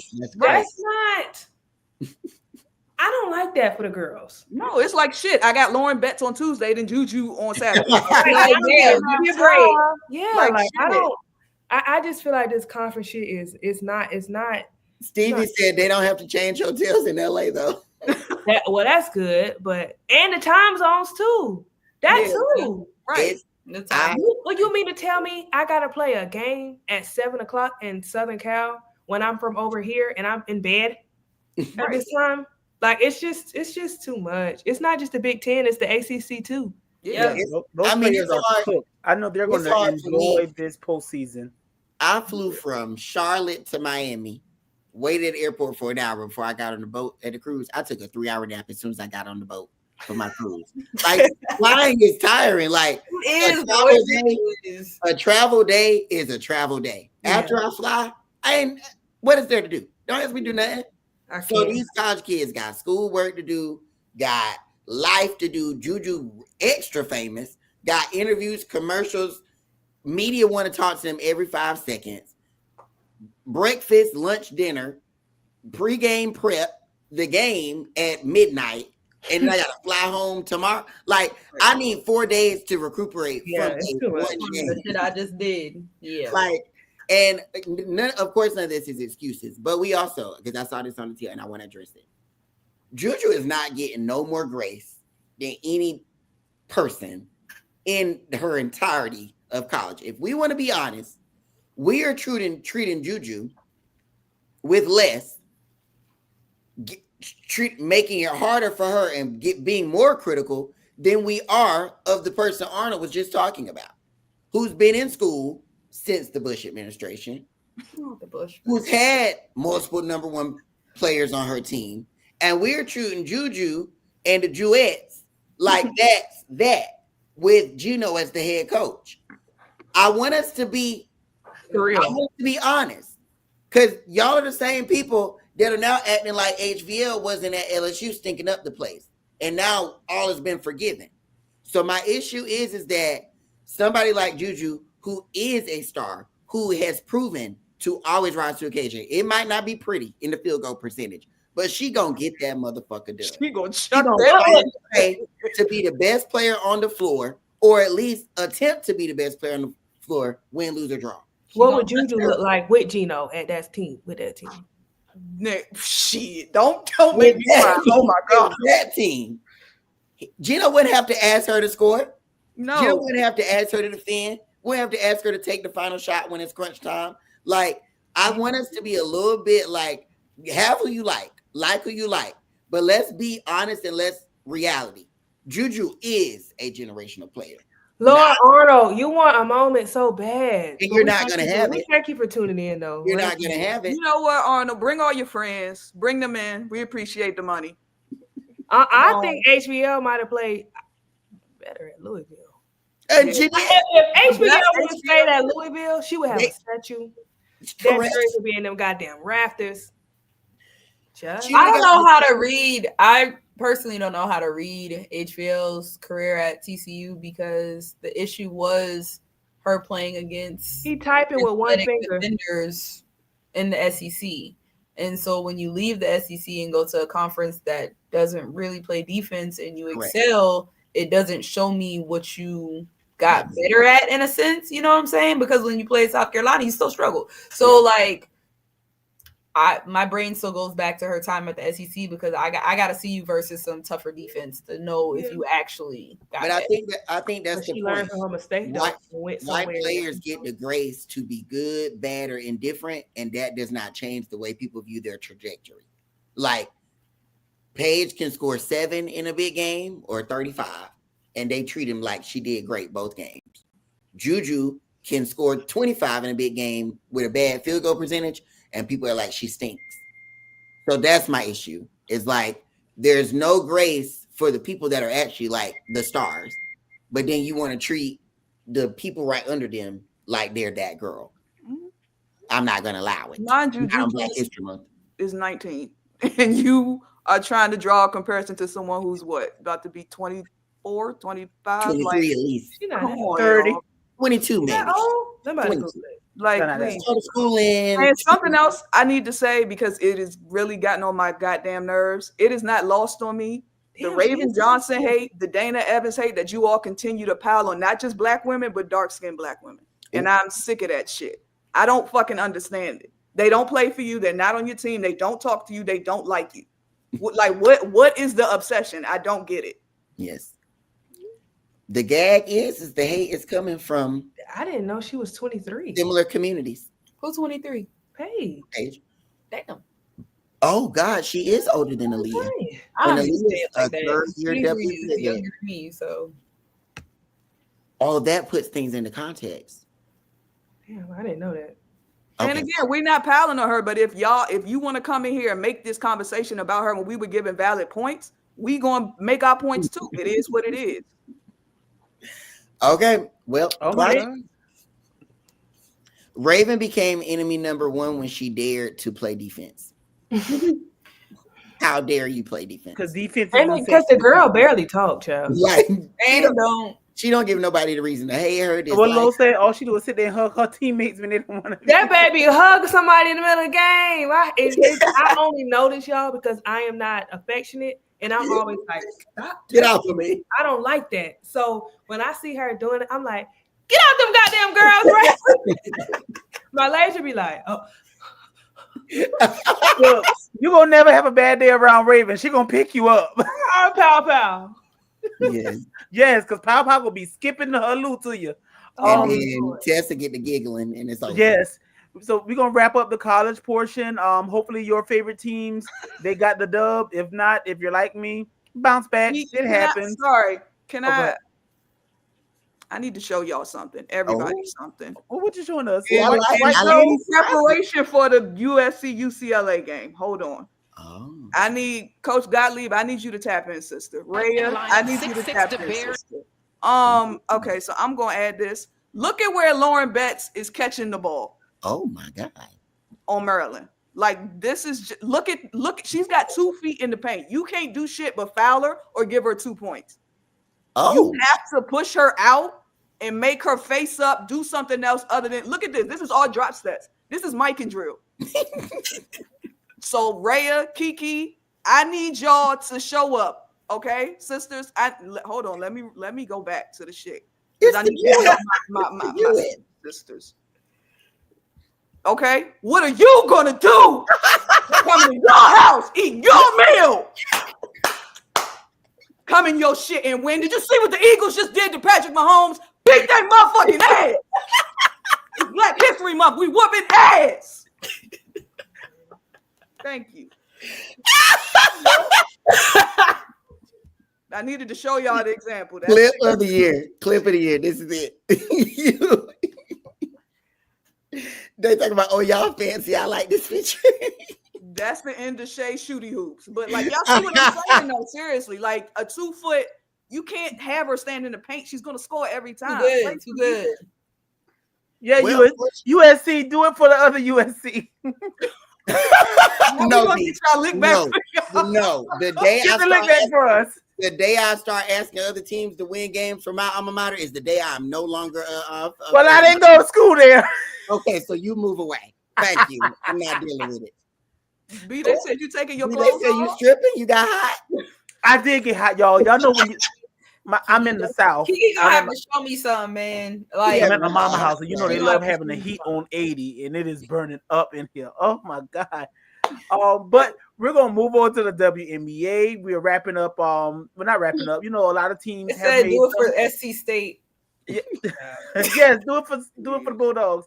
You know, most teams have made moves. Some haven't as much. The Mystics, but there was. What they didn't deserve that. I'm sorry. There, you know, the Aces. They finally decided to do something after basically being a little stagnant. So the Aces have since signed Cheyenne Parker, Tiffany Mitchell, and Dana Evans. Who else has made some moves? Seattle has officially signed and re-signed Nneka Ogwumike and then Gabby Williams. They've also brought on board Alicia Clark to the tune of $185,000. The Indiana Fever have bought out Katie Lou's contract. So now after this 5-day period, she's able to sign, which will more than likely be for a minimum deal elsewhere. I think she's still getting $101,000 from Indy. So wherever she goes, she'll probably be right around that 70-ish mark. Hell, she could sit out this season and not have to worry about anything because she's gonna get 100. She's getting 100 bands from Indy. She need to play because if ain't nobody got no film on her, she gonna be out the door. You're right. Yeah. Like we know what Angel McCarthy said: play and get that film. Yeah. Connecticut Sun, they are rumored to be signing Emma Meesman, but Emma said I have not signed anywhere yet, so don't put that on me just yet. So teams have been making moves. We haven't seen many waivers yet. Unfortunately, it was announced that Jordan Horston is expected to miss the 2025 season due to an ACL injury down at Athletes Unlimited. These subsidy leagues have been causing people to get banged up with AU and Unrivaled. So I won't be surprised if in this CBA they put some kind of clause in there about, you know, off-season leagues, limiting or trying to pay them bonuses to keep them home and to prevent them from playing in additional leagues. So what do we like with the free agency moves that we've seen so far? I have to say, get the fuck up off Vegas back. This is a hard cap in the WNBA. The poor ownership groups made it hard for the rich bitches to have shit, okay? If in order for a team to be a super team, people have to agree to make less than they are worth. Does that make sense? In order to have a deep bench, people have to agree to make less than their worth. Most of the best teams in the league history have been the best because some of their better players have been on rookie scale contracts and they could use more money for more players in addition, i.e. the Indiana Fever.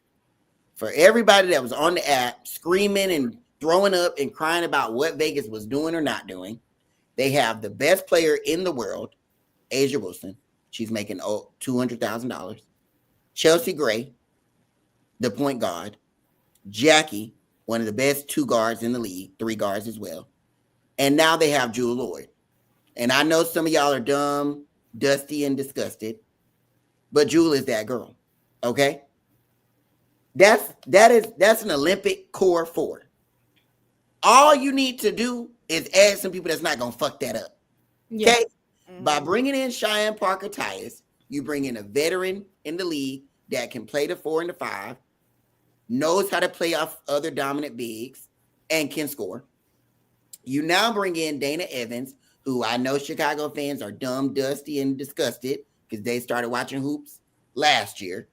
Dana is a solid guard in the league that has gotten her rocks off against Vegas, so they've seen it, that has proven that she can play really well off the bench, can score and defend, which And the she league honestly gives you more than Sid. and she gives you a lot more than Sid. And you also bring in Tiffany Mitchell, who is a WNBA journeyman, who gets it done. And I love to say this, but she's one of the best free throw shooters in the history of the WNBA. Okay, who has played with catch, who's played on bad teams, who's played on good teams, and just knows how to win. And but also very hard worker. And is a hard worker. In addition to who I know everybody hates, but the same Kia Stokes that helped Vegas win 2 titles in 2022 and 2023, the potential of Megan Gustafson and Liz Kitley. I'm not even going to mention the other person. To me, that is the locker room that can compete for a title. Is it the most talented locker room? No. But given where they were contractually, based off their last GM, this is the best roster they could comprise as of right now. And I personally can ride with it. That's my I take. still need better post depth, but guard depth, I think they did a really good job in the offseason getting some guards that hopefully. I'm the opposite. I think the post depth is fine. I don't, because it's the same post depth outside of Cheyenne. But and so if Cheyenne goes down, you're back in the same situation that you was last year. I think if I'm gonna touch on that too. From the conversation that reading that article, I think energy is gonna be renewed and it's gonna be a different expectation, in my opinion. And I think that's just the best you could do. Because I think with a trio of Kia, Liz, and Meg, you can make something shake. You know, I think you can make something shake. And it might not be one of them, it might be by like gang post. I wish we had another guard just to help. But let me go back to this. The way y'all like to take Asia words, put them down, flip them in reverse. I don't know if have y'all ever played a sport? Have y'all ever done anything like for her to say, yeah, in the locker room we just didn't have it. Like it wasn't the edge. It just wasn't there. Why is that controversial? Because they didn't read the part about the mindset. All they saw was I went in the locker room and we didn't have it. And everybody immediately was like, oh, she's saying they have 6 Olympians and they like weren't good enough. And it's like, that's not what she said at all. I mean, it's sometimes as a teacher, when I walk in the classroom and I feel the energy, I say, oh, today, we don't got it today. We just going to do a workbook. We're going to do a worksheet because the energy in here today, I'm not going to be standing up at this board and have y'all ignoring me and throwing shit. Right. No, we just don't have it today. Like, that's called reading the room. And Becky said it, like, the way y'all early in the season. Yeah, have started to crash out around Asia is crazy. Yeah. I will say, I know a lot of people are saying they re-signed Queen to a training camp contract. So as it stands right now, they technically are a little bit over. So some of the people aren't going to make the roster. Does that make sense? So like they've got a lot of people are going to be getting training camp contracts. So not all of them are going to be on the roster. There will be on no planet will we have Asia, Cheyenne, Queen, Meg, Liz, Meg Kitley, and Kia. We're not going to have so they will be competing for spots. It makes no. I've seen some people talk about KB buyout. I did the math. It makes no sense to buy KB out or even try to buy her out because, it's either you give a bunch of cheaper contracts so you can get a team of 12, or you buy KB out and you still pay her and you have a team of 11. So you might as well have just kept her and you have a team of 12. Like, it literally is like, have a team of 12 or no team of 12, but regardless, she's going to be getting paid. So you might as well have her in the building. So wonderful rhythms.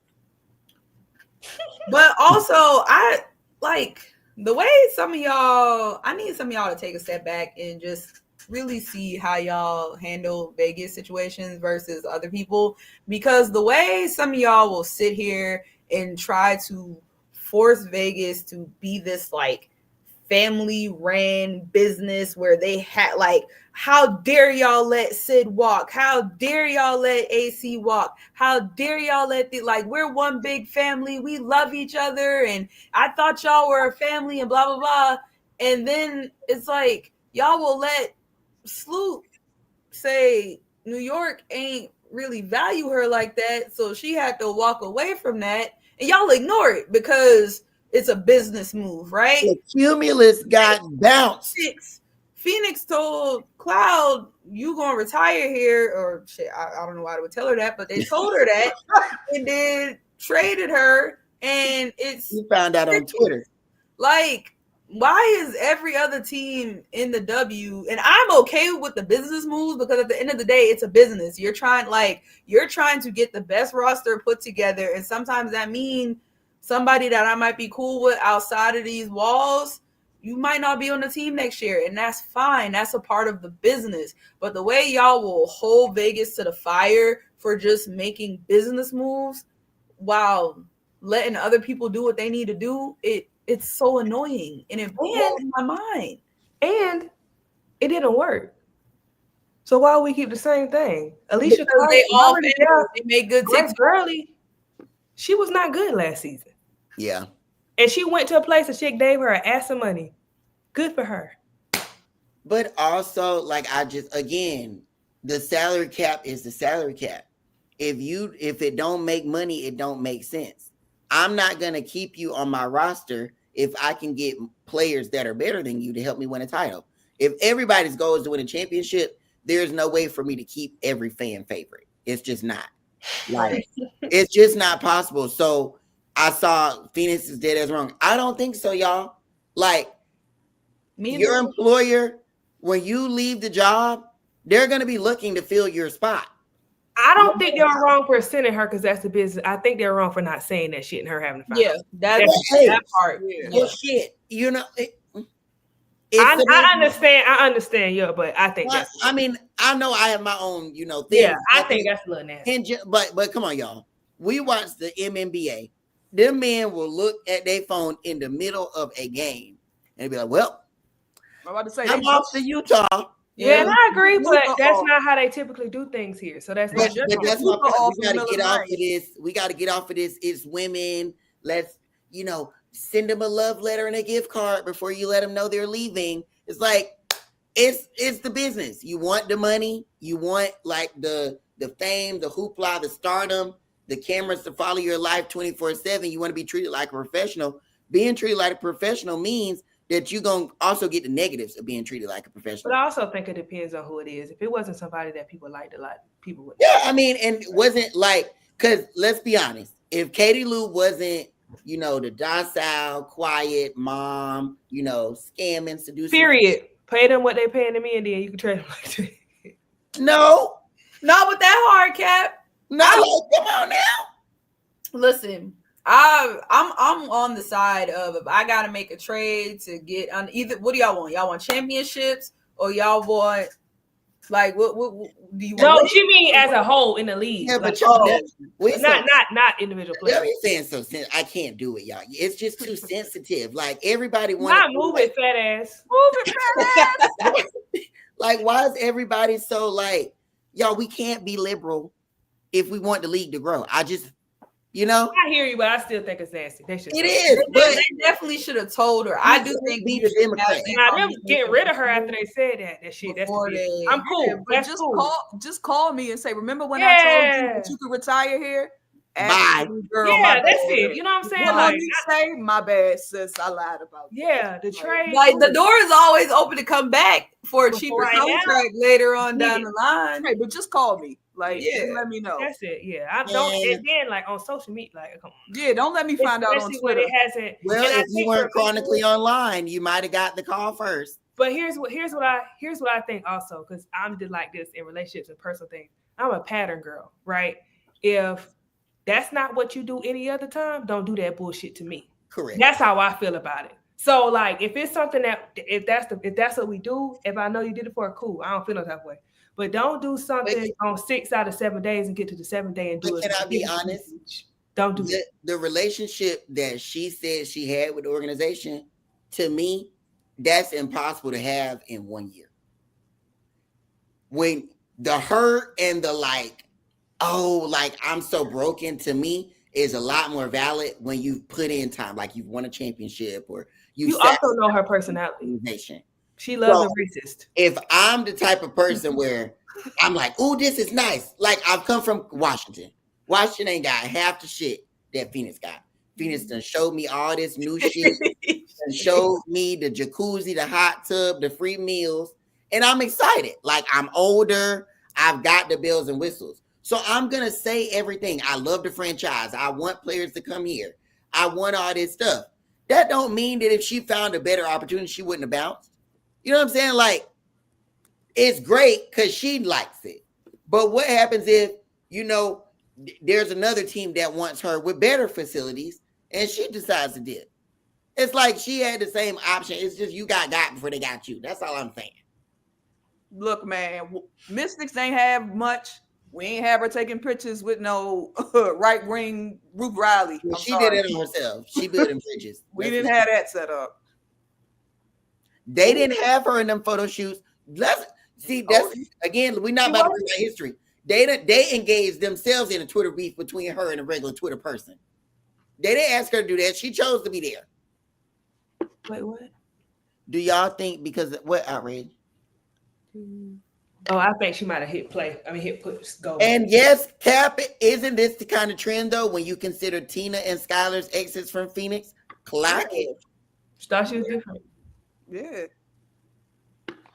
I mean, Phoenix is very clearly trying to buy a championship. And they're going to keep rotating the in and out players that they think can get them there until they find the right mix. And how did you think you weren't going to be left? Like, they didn't have anybody to give away. I think athletes have big sense of self. She absolutely did not think it was going to be her. I feel like that's when you gotta agent she have wasn't to be like real with you. She wasn't tapping into her ancestry.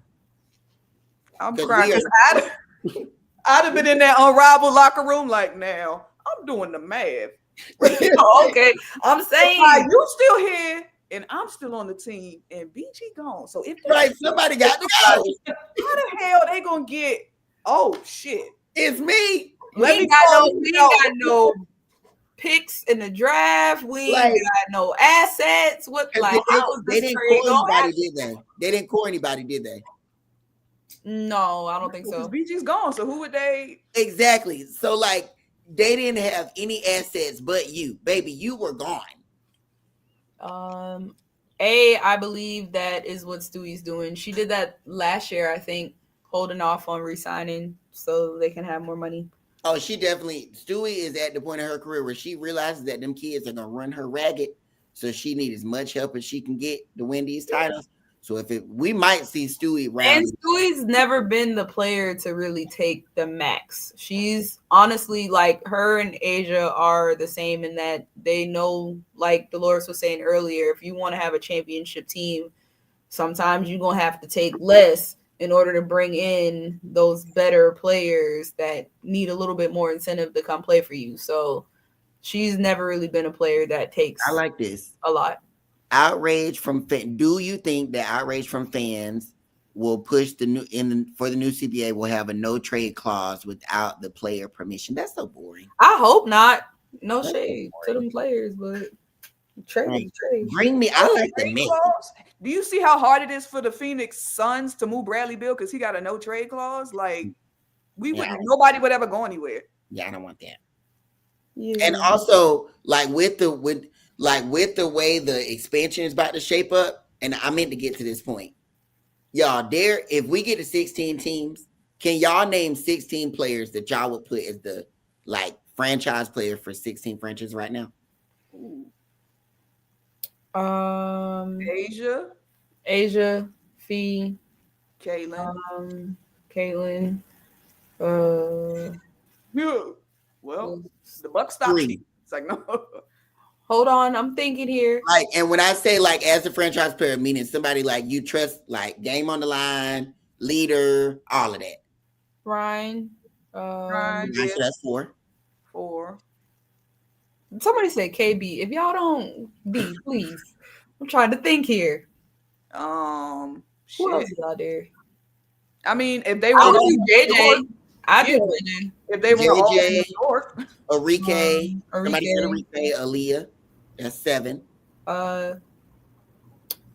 Juju, Hannah. Nope. skip to the future. Okay, so we somebody said Stewie, so that puts us at 8. I super kid. What we doing? Naming 16 current WNBA players that you believe to be potential franchise players for expansion.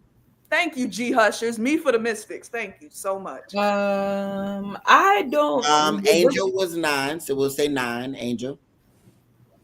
I wouldn't put Stewie on there just because I truly do think Stewie's on the other side of that mountain. But did y'all say Ryan and Asia? Yes. Yeah, no. But it's still like we only got half of the amount. Half of the league. So my point is, Camilla 10. I like that. I'll give you Camilla. Okay, so of the 10, to me that says that there's not enough top talent to validate some of the way that these people think they should be paid and treated. And it's not enough talent to be expanding all willy-nilly. Y'all need to slow it down. Actually, I agree with that because I've seen people say that they're ready for like 20 teams and blah, blah, blah. Are you crazy? I personally don't want that because I do think as much as we enjoy, we want the girls to have roster spots. I do think one thing that makes the W's so good is all the games are competitive. Yes. Most of the rosters have 3 to 4 stars on there that can genuinely hoop. And when you start filtering out everybody and you got to start filling those rosters with some people that are kind of good, not good, and stuff like that, the game's going to end up being like the NBA sometimes when you got the Washington Wizards and all that stuff. And I don't want that for the W. Yeah, the NBA. Always us. God. Unrivaled sometimes, and you sometimes. Yes, like that. Yeah. Like it just I think people have to be realistic. Like, are we gonna get better when the Jujus, the Malaysias, the Hannahs, and all them get to the league? Yes, but there's still such a learning curve, and the big difference between the MNBA and the WNBA is that they have time and developmental leagues to get them there. The W does not have that. So, like as you're seeing in Unrivaled, Fee is and AT are the only 2, and De'Erica are the only 3 like head and shoulders above the rest bigs. And they're not traditional bigs in the sense. Like, and so you got people being like, these people are the best players in the world. And I'm like, y'all, I want to hold your hand when I say this. What other best bigs in the world are there? Asia's not there, JJ is not there. Like, they're not, their competition's not there. What can you say? The guard play is really competitive, sure, but like it ain't giving what y'all think is. Meeseman's not there. That's my girl. Real bad. She don't even. Meeseman don't want to come back to the States, bro. She's so over. Like, they said I went where? Oh hell! And the gag is why don't she want to come back? Because of what franchise? Ooh, not the Mystics. Not the Mystics. I do think Crystal Bradford should be in the W. Strong. That's what average a double in Unrivaled. No. No, I think 3-on-3. Best could average a double in the WNBA right now. I thought he said unrivaled. Oh, I thought he meant unrivaled. I'm like, that pace? No. Yeah, oh, WNBA? Okay, yes. Yeah. Especially she's gonna write team. I think they need to wrap Unrivaled up and turn it into Unguarded. Because I don't want to see no more bigs at that bitch. I'm sick of it. I'm tired. I'm just very concerned about the injury portion of it. And like, if you're getting hurt in Unrivaled, and then if that leaks into your WNBA season, like that is just so complicated. If I'm rehab, like I'm not paying you. I am not paying right. you. It's like I'm not paying you. Y'all don't get on this app being like, well, she got injured because she needed more. No, she didn't need more money. 200K is a respectable living for you bitches, okay? For like 5 months worth of work. 5 months worth of work, 200K is plenty of coin, okay? And y'all said Unrivaled was supposed to help these people grow their followings and be more marketable, but I ain't seen nobody market it but Fee. So you doing all of this to get a bag in Miami to be up there with some damn Instagram models, and you're hurt. So now you can't play for the league that's about to pay your health insurance. I don't want to hear it. They're playing way too hard and officiating is letting wild shit happen. Yeah, that's the part. I'm like, the refs don't seem to be invested in trying to protect the players. Like, they're just running each other over and literally trying to kill each other. I also don't want to see non-invested hoops. Like, that's my issue with it. It's like, to me, competitive hoops is like, bitch, like, get off of me. Like, I need some physicality.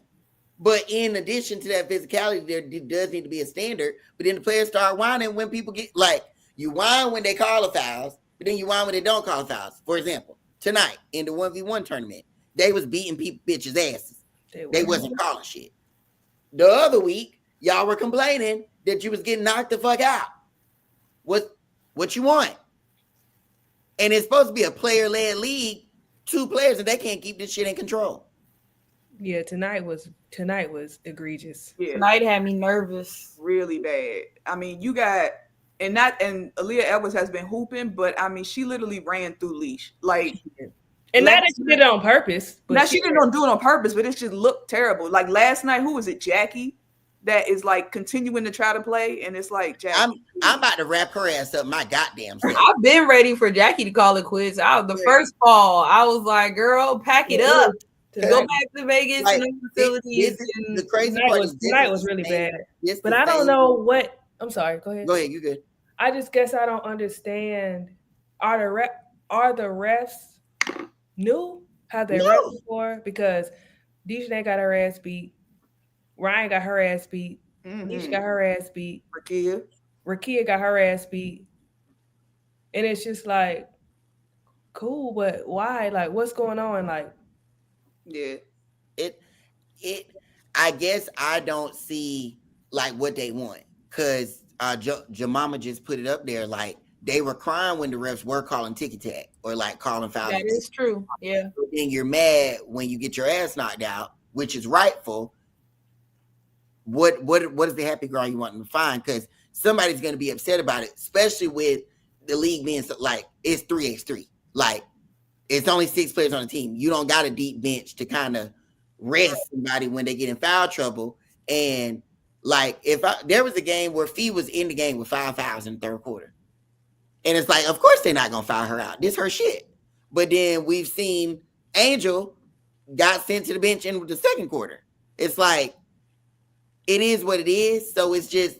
They're going to have to find a happy balance, which probably won't happen this year, but they're going to have to. The problem is, though, Yolett, it's a whole nother month of this. Like, they're not going to have nobody standing by March. And then just the whole, and I know, like, I've people call it unorganized on Twitter, and I know we saw pushback from that. But then you get to a 1v1 tournament. Some people got by, some people don't. What's the seeding? How did y'all pick the number 1 seeds? Was it realistic? We got bigs going up against littles.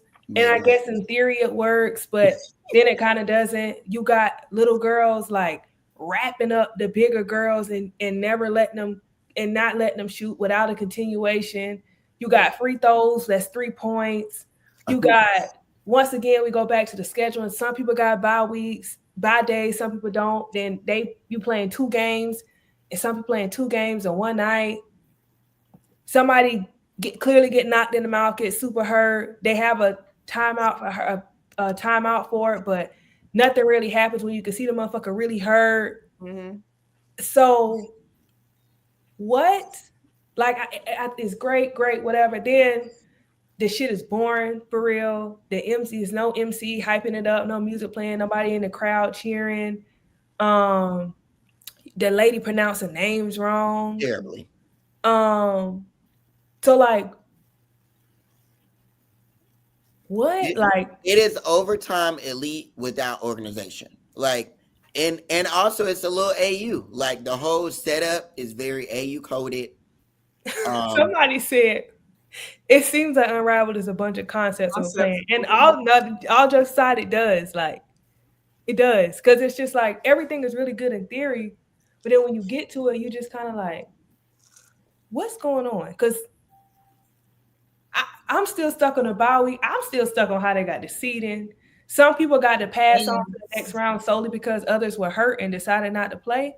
So why not just kind of reimagine the whole thing?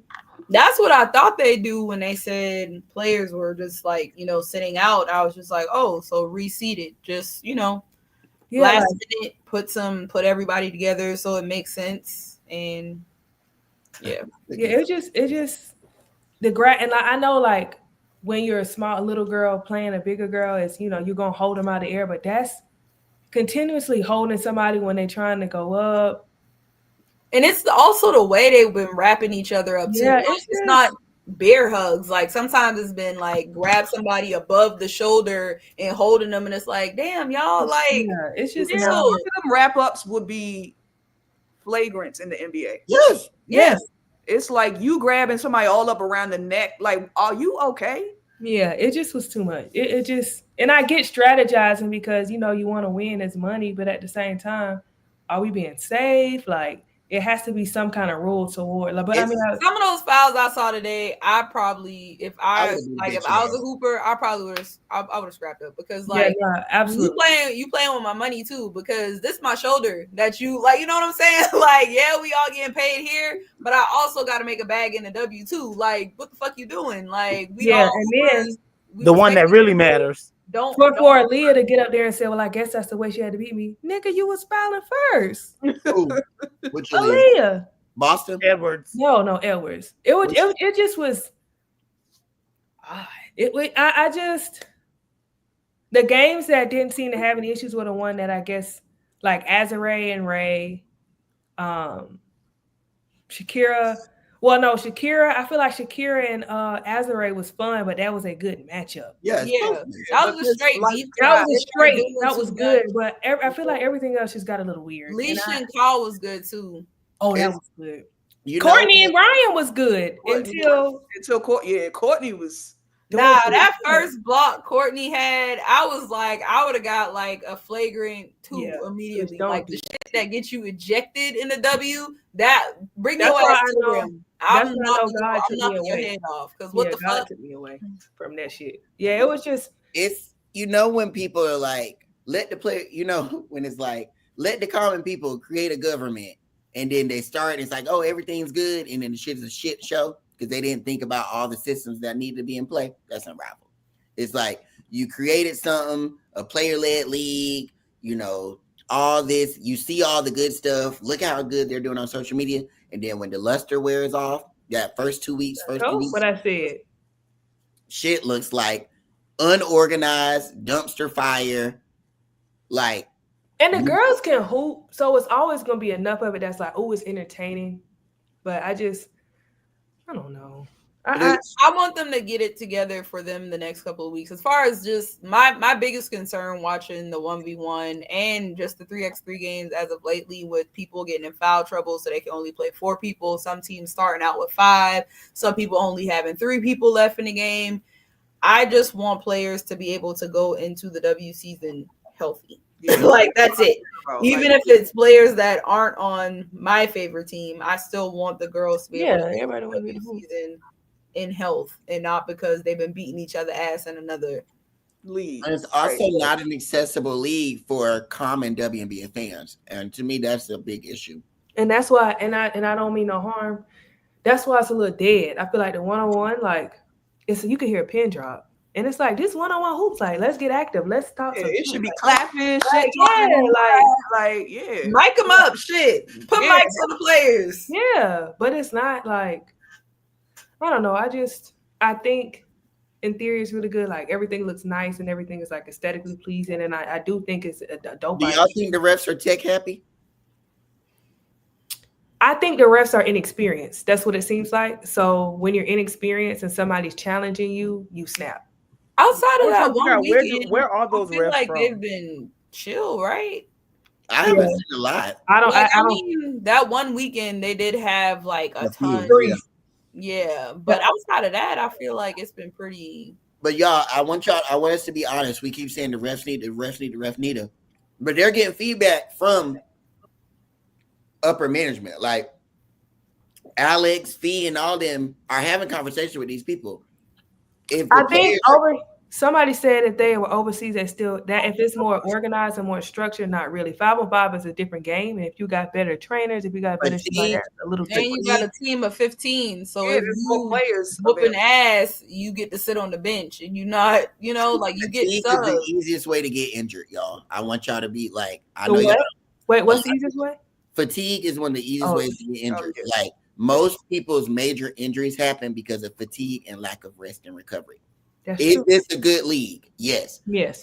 Does it have the potential to be another great option for players to earn money? Yes. However, just saying that, that's not an equal match. Like overseas, their resources are also there, especially for these players, because these are the best of the best players. Yeah. So if I'm a Stewie, I can go to an ECAT and a lot of these organizations and be treated as if I'm on the LA Lakers. Like, big good players get luxuries like Camilla making a bag overseas. Liz making a bag. Like the best of the best don't have the same overseas struggles as some of the role players or bottom feeders in the WNBA. So I don't think that's a match that you want to make, because all overseas aren't made the same. And if you're a good player, you get to go to the best league with the best experiences. Yeah. So I think maybe like what I would do differently, more players on each team, but then you can't be as esoteric. And I feel like they get in certain girls because they want certain people. I love that word. But the first time they put 6 people on each team, I was like, is that too much? But now that I've seen it, I'm like, I don't know.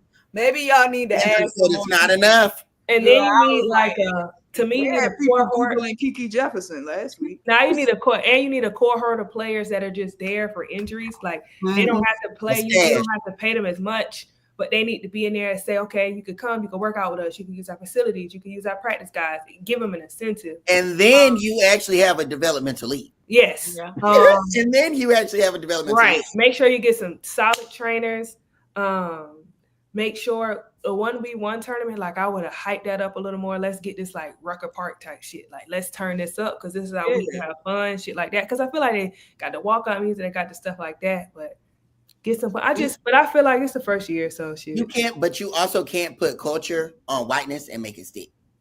And that's what all of this is. Like, and the crowd is just. Yeah, like you can't get a black experience in a white space. That's true. When there are no black. Mabry was there. When there are no black. To Lowe's point, like if you put that one-on-one, if the reps are better, you put that one-on-one like outside on the court. You got all the fans standing around, like we really at Rucker. Like that's a different experience. Yeah. But to me, I think that they needed to have there needs to be like a week off or something in between. Yeah, like they need like a vacation or something to heal up. But and just because I'm a girly and I know how I get, we all in the same location. Bitch, y'all finna get on my nerves. I don't want to see you here. I know Enrique said something like, "We lose and I gotta see you."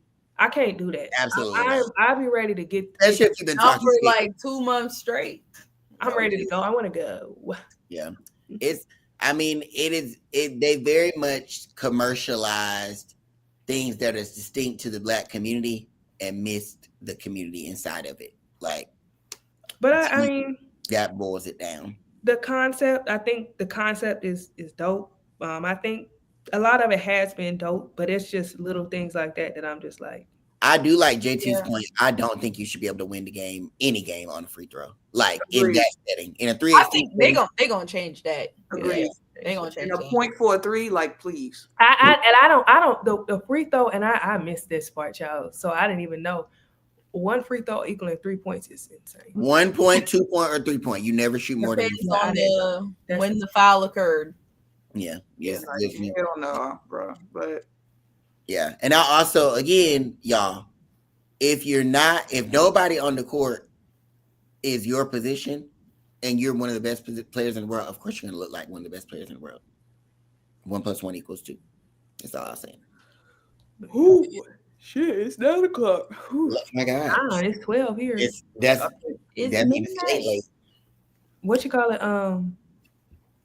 AU has been cute. Todd. It has been. Todd hooping. Jeez. There was an upset the other night though. Ty's team lost to. It was an upset. Is this the split team? They've already like reorganized. I'm talking about the last one. Yeah, they've already seen their drafts because Ty's it'll be some changes next year for sure. Will's doing well there. Proud of her. She looks spry. Yeah, I saw. I think Crystal Bradford will get a training camp contract, hopefully, from somebody. That lady be hooping like a psycho. Mystics, please. I asked for so little. We have nobody. Why not? I can see that though. Crystal beside what's the Augustus? Shakira would be fun. Crystal, Shakira, Aaliyah Edwards. Crash out. That's the crash out crew for real. Exactly. For real. Izzy always does well in AU. Like she never struggles there. Like she really gets her rocks off. And I'm happy that she stayed loyal. Like and create a space for her sister to play. Like clock it. Has Atkins resigned yet? No. I thought she was already. She had that Texas game behind the bench. Oh, was she? Cute. Well, she had a little good night. I don't know. What is EDD doing? Nobody knows. She free. Shay, y'all really don't got like. Oh, I'm so sorry. She is playing with her dogs and doing wood shop shit. Yes, Sykes, Kira. That's a horse. Yeah. You got Atkins. She hasn't resigned. She don't need to. She already got a contract. Okay. She's still under. Yeah, it'll be. I just wish people would have tanked last year and whatever. Yeah, you did say God that. bless. You was rooting hard for the tank. But y'all let Boss Baby and his daddy do what they wanted to do. So it's a wonderful baby. What you making good hoops figurines? Boss Baby and his daddy. That's crazy. Where did he end up? He ended up somewhere else, right? Minnesota. The right? son is at Minnesota. The daddy's from Belgium. Yeah. Yeah, he coaching their team now. Would you apply to be on the coaching staff? They only got like 2 people. I fear that I would go in for an interview and they would hear me talk and they would be like, "Oh hell no, we know who you are." Sister, no, we already know. No, you gotta go. We've seen your tweets. We've seen the tweets, ma'am. No, thank you. Mike, please. Mike, are you Mike Tebow? Please, not now. Can't read that. Remember they was trying to argue with you? Exactly. Like, oh. Trust in Tebow. Ain't that No, Dawn got her own motherfucking personalized Asia shoe. Like, period. You jealous, ain't you? As hell. You do what you do when you pump. A one of one. I want an A1 of Dolores. Not quite. Not quite. I'm just messing with you, Mike. Mystics introductory press conferences tomorrow. Who are we introducing? Stanley. Coaching staff, right? Because they canceled the GM. I don't think they ever. They canceled it when the flight crashes happened. Yeah. So this is a remake. I was personalized. Oh, child, y'all be on it. Yeah, it's time for bed, sister. All right, y'all. Well, I wish you greetings from my new home. No, that's not the black colorway. It's a lot of good basketball this week, y'all. Yes. Y'all gonna be in Columbia? Any of y'all? I'll be there. I think I'm gonna go to that game. Yeah, Janelle, that's not the black colorway. That's a personalized shoe. I'm gonna be in Atlanta. Yeah, I'll miss this one. I need to figure out what the hell I'm doing for my birthday. Birthday coming up for Dolores, y'all. You might have a little wind down. Cash app. Oh wait, no, it's Thursday. Your birthday is Thursday, not Friday. Never mind. It is Thursday. And it's Valentine's Friday. Y'all And showing pole and hole? Ooh. Oh. Oh my What? Well, everybody, we appreciate it. Good night. Good night, y'all.